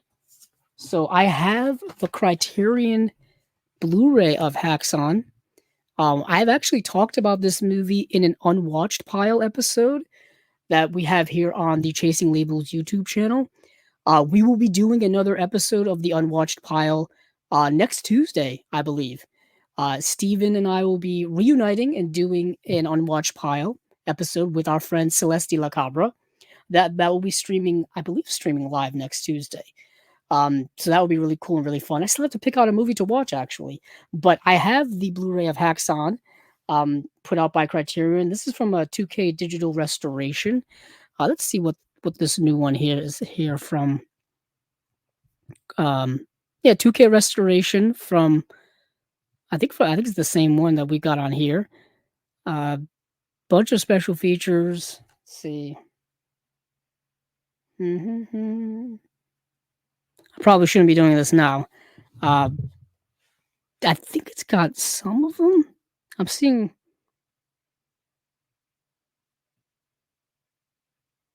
Yeah, I won't do the compare and contrast now because there's a lot of blank space here. But still, this is a loaded release of Häxan from Radiance. If you haven't seen this movie before, It's pretty damn brilliant. It's dealing with, like, cult type culture, witch type culture, satan type culture stuff, but in the 1920s. It's, like, part fictional, part, like, documentary, part historical piece. It's brilliant. The visuals in this movie are incredible. And the artwork that they used for this release is like heavy metal personified. Like, this looks amazing. Just absolutely astonishing. Um, yeah, the movie is told in, like, vignettes. It's like sorcery and evil. It's incredible film. Um, I'm not even doing it justice by describing it. It's kind of indescribable, really, but it goes so hard. It's so awesome. There's an extra cut of the film as well on here, the esoteric cut, an alternate cut of the film featuring English intertitles, soundtrack by Lawrence Larisi. Um, that's 84 minutes long. That's interesting. You get a lot of special features on here.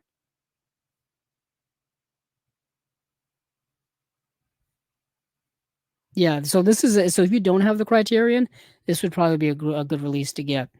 Then last but definitely not least is I, Vampiri. I, Vampiri, a mad scientist captures young women in Paris and drains them of their blood in the service of an evil duchess. Also known as Lust of the Vampire, Ricardo Freitas' I, Vampiri um, mixes the Bathory and Frankenstein stories to create its gothic tale. Italy's first horror film made as a challenge by Freda at breakneck speed. Cinematographer Mario Bava would complete direction and post production of the film, adding his signature in the process with its Baroque imagery and stunning visuals. Ivan Vampiri forged the path for Italian horror and remains a landmark of Italian cinema history. Oh, I did not know about that extra goodness with it. That's really awesome. Uh, so yeah, so it's a 2K restoration of the film presented with Italian and English audio commentary by Tim Lucas. Thirst of Blood, a featurette on the making of the film with Fabio Milele, Mario Bava, and Dario Michaelis. Interview with Lamberto Bava, interview with Leon Hunt, author of Mario Bava, the artisan as Italian horror auteur from 2024. Yeah, this is a pretty interesting movie, pretty historically significant movie, really. If you know anything about, the robustness of Italian horror, if you're thinking of Giallo, if you're thinking of other works in the 60s of Italian horror, this is kind of the bedrock, really, of it all. Um, yeah, I this is an important film just to own, just for historical sense. I want to see when this movie came out. Let's see.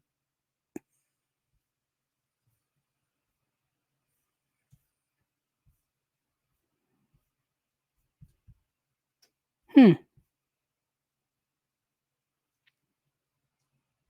Hold on, let me check IMDb.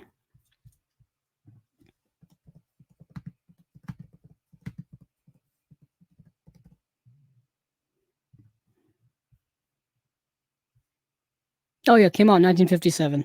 Okay, so we're talking, right before the 60s, kind of rise of Italian horror, and then in the 70s as well, and then of course into the 80s. Yeah, so historically significant film. So that is I, Vampiri, or Lust of the Vampire. Um, cool, cool. So we will move on from Radiance. I just want to see how long I've been streaming for. Okay, we're in the usual time frame here. Usual time frame.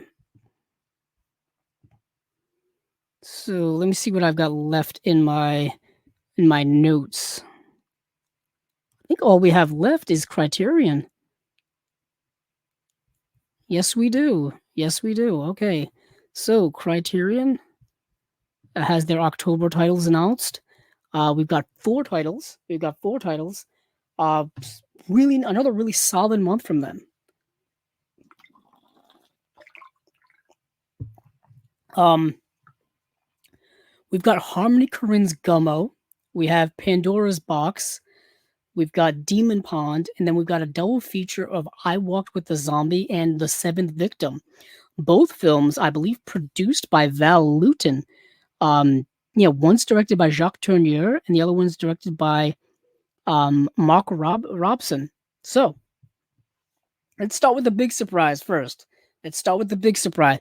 Gummo, to follow up last month's announcement that we're getting Happiness in September, the Todd Solondz film, to follow them that up with Harmony Korine's Gummo is probably one of the most boldest back-to-back month announcements from Criterion that I've ever seen, and I'm not overstating that. Absolute, just, just, just incredible, just unbelievable, balls to the wall gumption by Criterion to do that.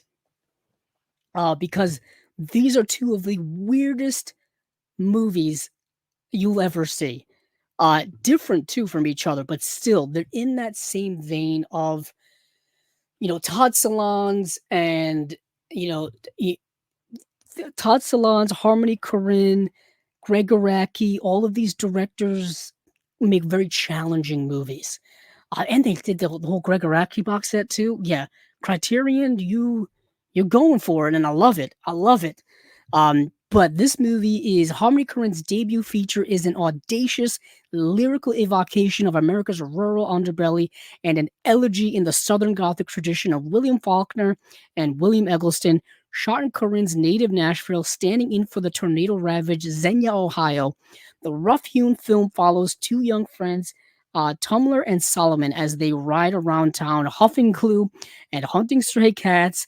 Their every local encounter charged with vaudevillian anarchy, as well as deep pathos, at once transgressive and empathetic, disturbing and undeniably beautiful. Gummo is one-of-a-kind portrait of angelic and devilish souls caught in a cultural void circumscribed by poverty and the depleted, alienated spiritual life of late 20th century America. Holy hell. That's a lot to say about this movie. And in a way, it's entirely accurate. This movie is all of that and also can be viewed as nihilistic nothingness as well. That's the kind of the brilliance of this movie, is that the movie is kind of nothing, but also all of that as well. Because you're just following around like these two kids just living their lives of total pointless, endless, meaningless nothing.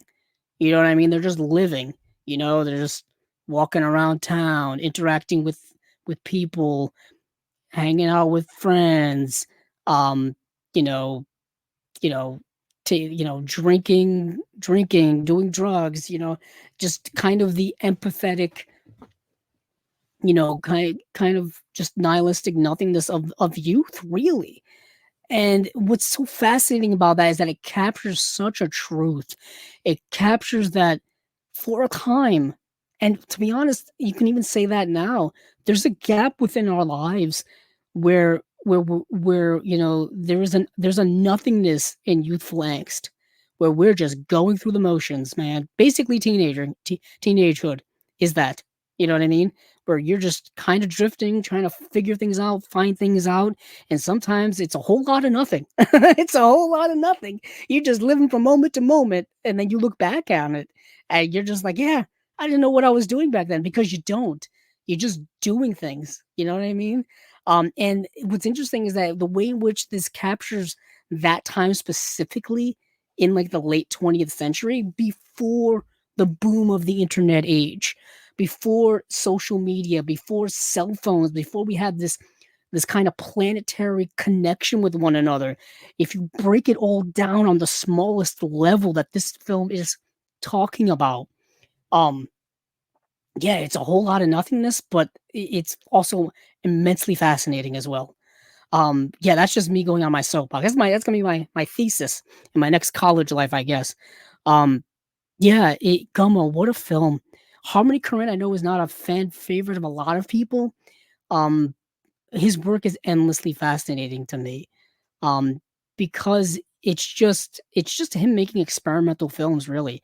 The way he shot this movie, similar to Trash Humpers, um, just going around recording randomly in random places with random people who aren't real actors, um, just to get that sense of authentic humanity at the I would say lowest level or the most basic of levels, um, is an interesting experiment. It's an interesting experiment. I also do want to point out that the cover art for this release is incredible, absolutely incredible. Um, and I do want to point out that there's a new interview with Harmony Korine. There's a conversation with Harmony Korine from 1997 with filmmaker Werner Herzog. Um, a very young Chloe Sevigny is in this film. Probably one of the only recognizable real actors in it. Um, and it was just fascinating to see, her in an early role. Um, yeah, uh, what a movie! What a movie! Definitely kind of high on my list in terms of films to get for the rest of the year. I've never owned the movie. I think it's only ever been on DVD. Um, but moving on from there, let's move on to something completely ostensibly different from Gummo, and that is Pandora's Box. This has already actually been released by um by Eureka. It's already been released this year by Eureka. So this is Criterion's kind of version of that. And I was looking to do a little bit compare and contrasting of the two editions, and they are different, unfortunately, in terms of special features. The Eureka release has things that this release doesn't, and I think vice versa. So unfortunately, if you want everything, you have to get both releases. But if you have the Eureka release, I think it has the same 2K digital restoration as the Criterion one is going to have. Um, so I don't know. It basically, if you want to get both, get both. If you don't, and you only have one or the other, I think you're fine. Um, but yeah, it's a really good film starring Louis Brooks. Um, and I want the movie either way. I'm just not sure which edition I'm going to get. I'm incredibly indifferent when it comes to these things. So that is, yeah, I talked about it when this movie was released. It's directed by G.W. Pabst. Um, yeah, Louis Brooks was just a star of the 20s and early 30s cinema. So it's this is yet again another kind of piece of cinema history that I think you want in your collection. So let's move on from Pandora's Box. Move over to Demon Pond. Hello, another Japanese film. It's very Japanese centric week this week on Chasing Labels. So Japanese new wave renegade Masahari Shinoda transforms a classic kabuki tale with his own extravagant visual style in this dimension-shattering folk horror fantasia. When a lone traveler stumbles upon a remote, drought-stricken village, he finds himself engulfed in a whirlpool of myth, mystery, and magic. In a nearby pond reside spirits who hold the fate of the town's inhabitants, including lovers Akira and Yuri. Who all let's see, in their hands set. Oh boy. Yeah, in their hands, set to the swirling strains of electronic music pioneer Isao Tomito's synth score, Demon Pond blends theatrical artifice with cinematic surrealism for an aquatic, apocalyptic fable of human love and folly in the current state of nature's wrath. Let me go look actually to see if I can get something a little more concise when it comes to Demon Pond. Visually stunning movie, stunning, beautiful film that's going to look incredible. Yeah, when alone yeah, basically it's another. This is a weird, unhinged, a kind of gothic folklorish type tale.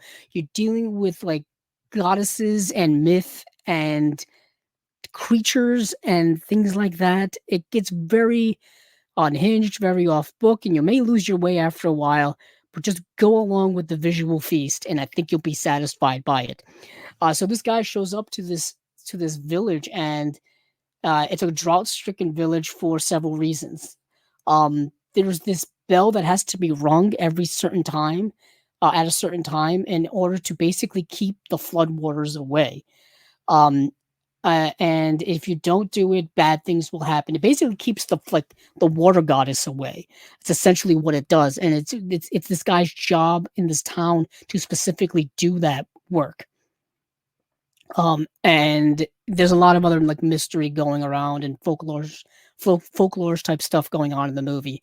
I don't want to give it all away. I got to be pretty cagey about it, but it's a visual feast of a movie, a visual feast. And I believe it. Yeah, it's got a 4K digital restoration. This is getting a 4K UHD disc, so this is going to look amazing.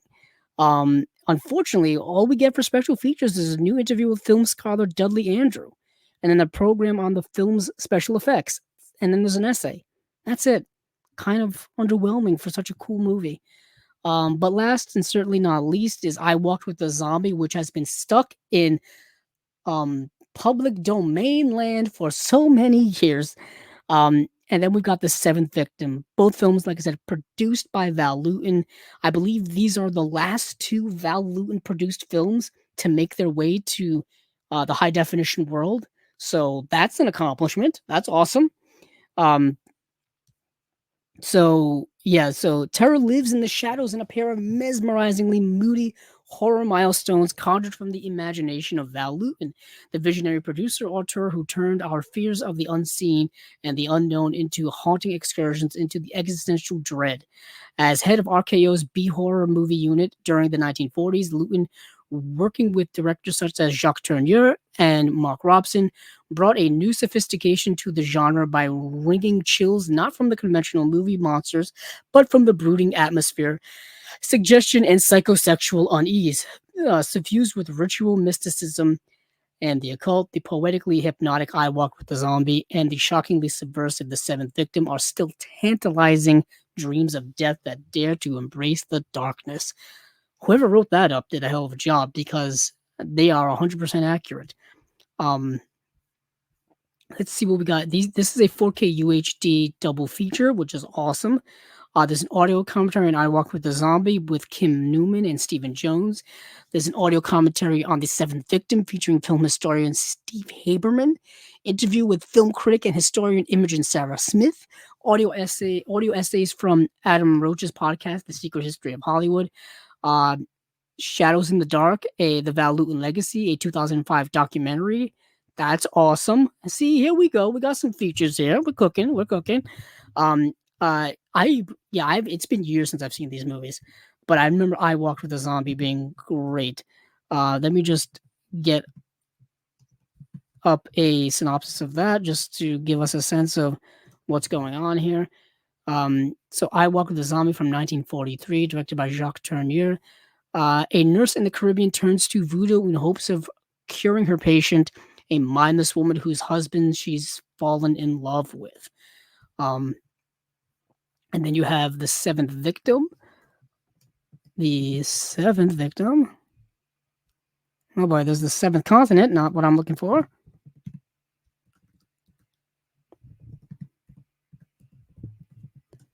The Seventh Victim also from 1943. Let's see. I should have pulled some of my Jacques Tourneur produced films from my collection here. I like Cat People. It was his. I think the return of the sequel to Cat People. But anywho, The Seventh Victim. A woman in search of her missing sister uncovers a satanic cult in New York's Greenwich Village and finds that they could have something to do with her siblings' random disappearance. Yeah. So yet again, two moody horror film vibes. That's kind of been the gist of this episode this week. A lot of horror films that are typically and more mood setting, more energy, more tone, more vibey than actual kind of scary plots. I may be losing my voice after this, but that's neither here nor there. Nice releases this week. Oh gee, nice reference. Yeah, not to be confused with the other Pandora's box. Let's see. David James, I love the world before the digital age. Good time. Fascinating time. It's a time that's kind of drifting more and more into memory and into like dreamlike state for me because I was so young. I was born in 87. So by the time I was 13, the digital age was starting to, come around. You know what I mean? Um, basically the year 2000, I consider a moniker for like, when we started getting high speed internet. And then, of course, a few years later, we would get YouTube, we would get MySpace, we would get Facebook a few years later, and then things would take off from there.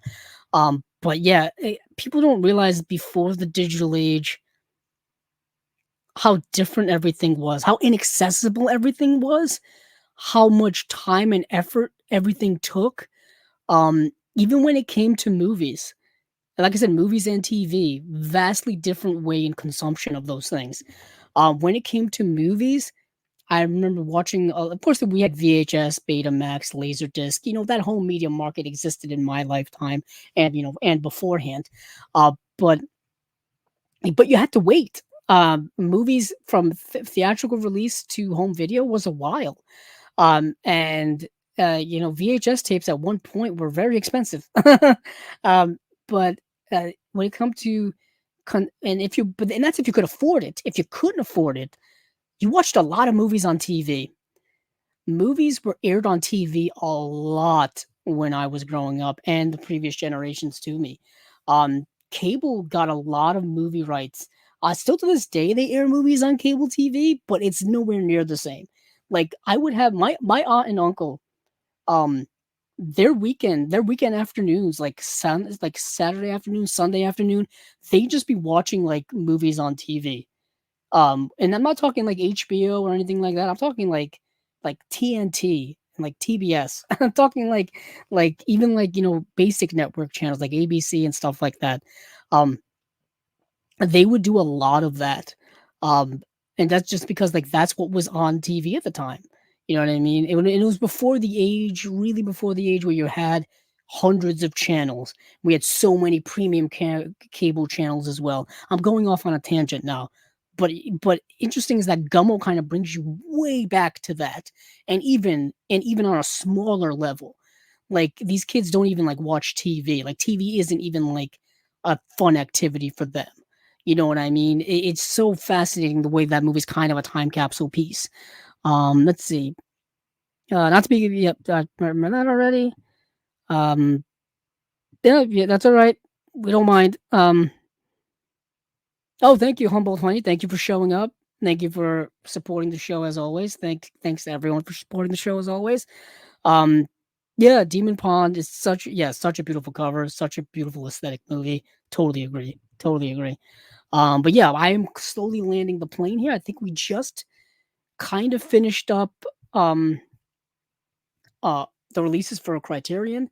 I wanted to reiterate earlier we will be doing another unwatched pile for this month. We skipped last month due to scheduling issues and whatnot.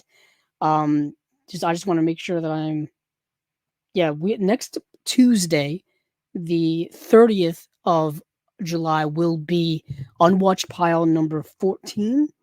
And that will be with me, Stephen Billings, and Celestia Cabra, and we will be doing our usual unwatched pile thing. And I believe that is it. I just want to check my notes one last time before we get going out of here. Um, let's see. Yeah, nothing really that I missed up on. Um, yeah, that's it. All right. So thank you all for watching. Please subscribe to the YouTube channel Chasing Labels if you haven't already. Check out the video I did for the Criterion sale at Barnes & Noble when I went there for my first visit.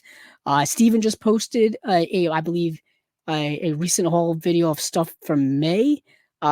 Check that out. That's now up there as well. And yeah, tune in next time where by that point, oh my goodness, we will probably be having more New Vinegar Syndrome and partner label stuff up. Probably talking about some Arrow stuff as well, because I think they still have to drop their slate for this month. So yeah, thank you all for listening. Thank you all for watching. You can check out the podcast on basically any place you can find listen to podcasts on, Apple Podcasts, Google, Spotify, all the usual places. So yeah, thank you all for listening, watching, all that stuff. And hey, keep on watching those movies. I know I will.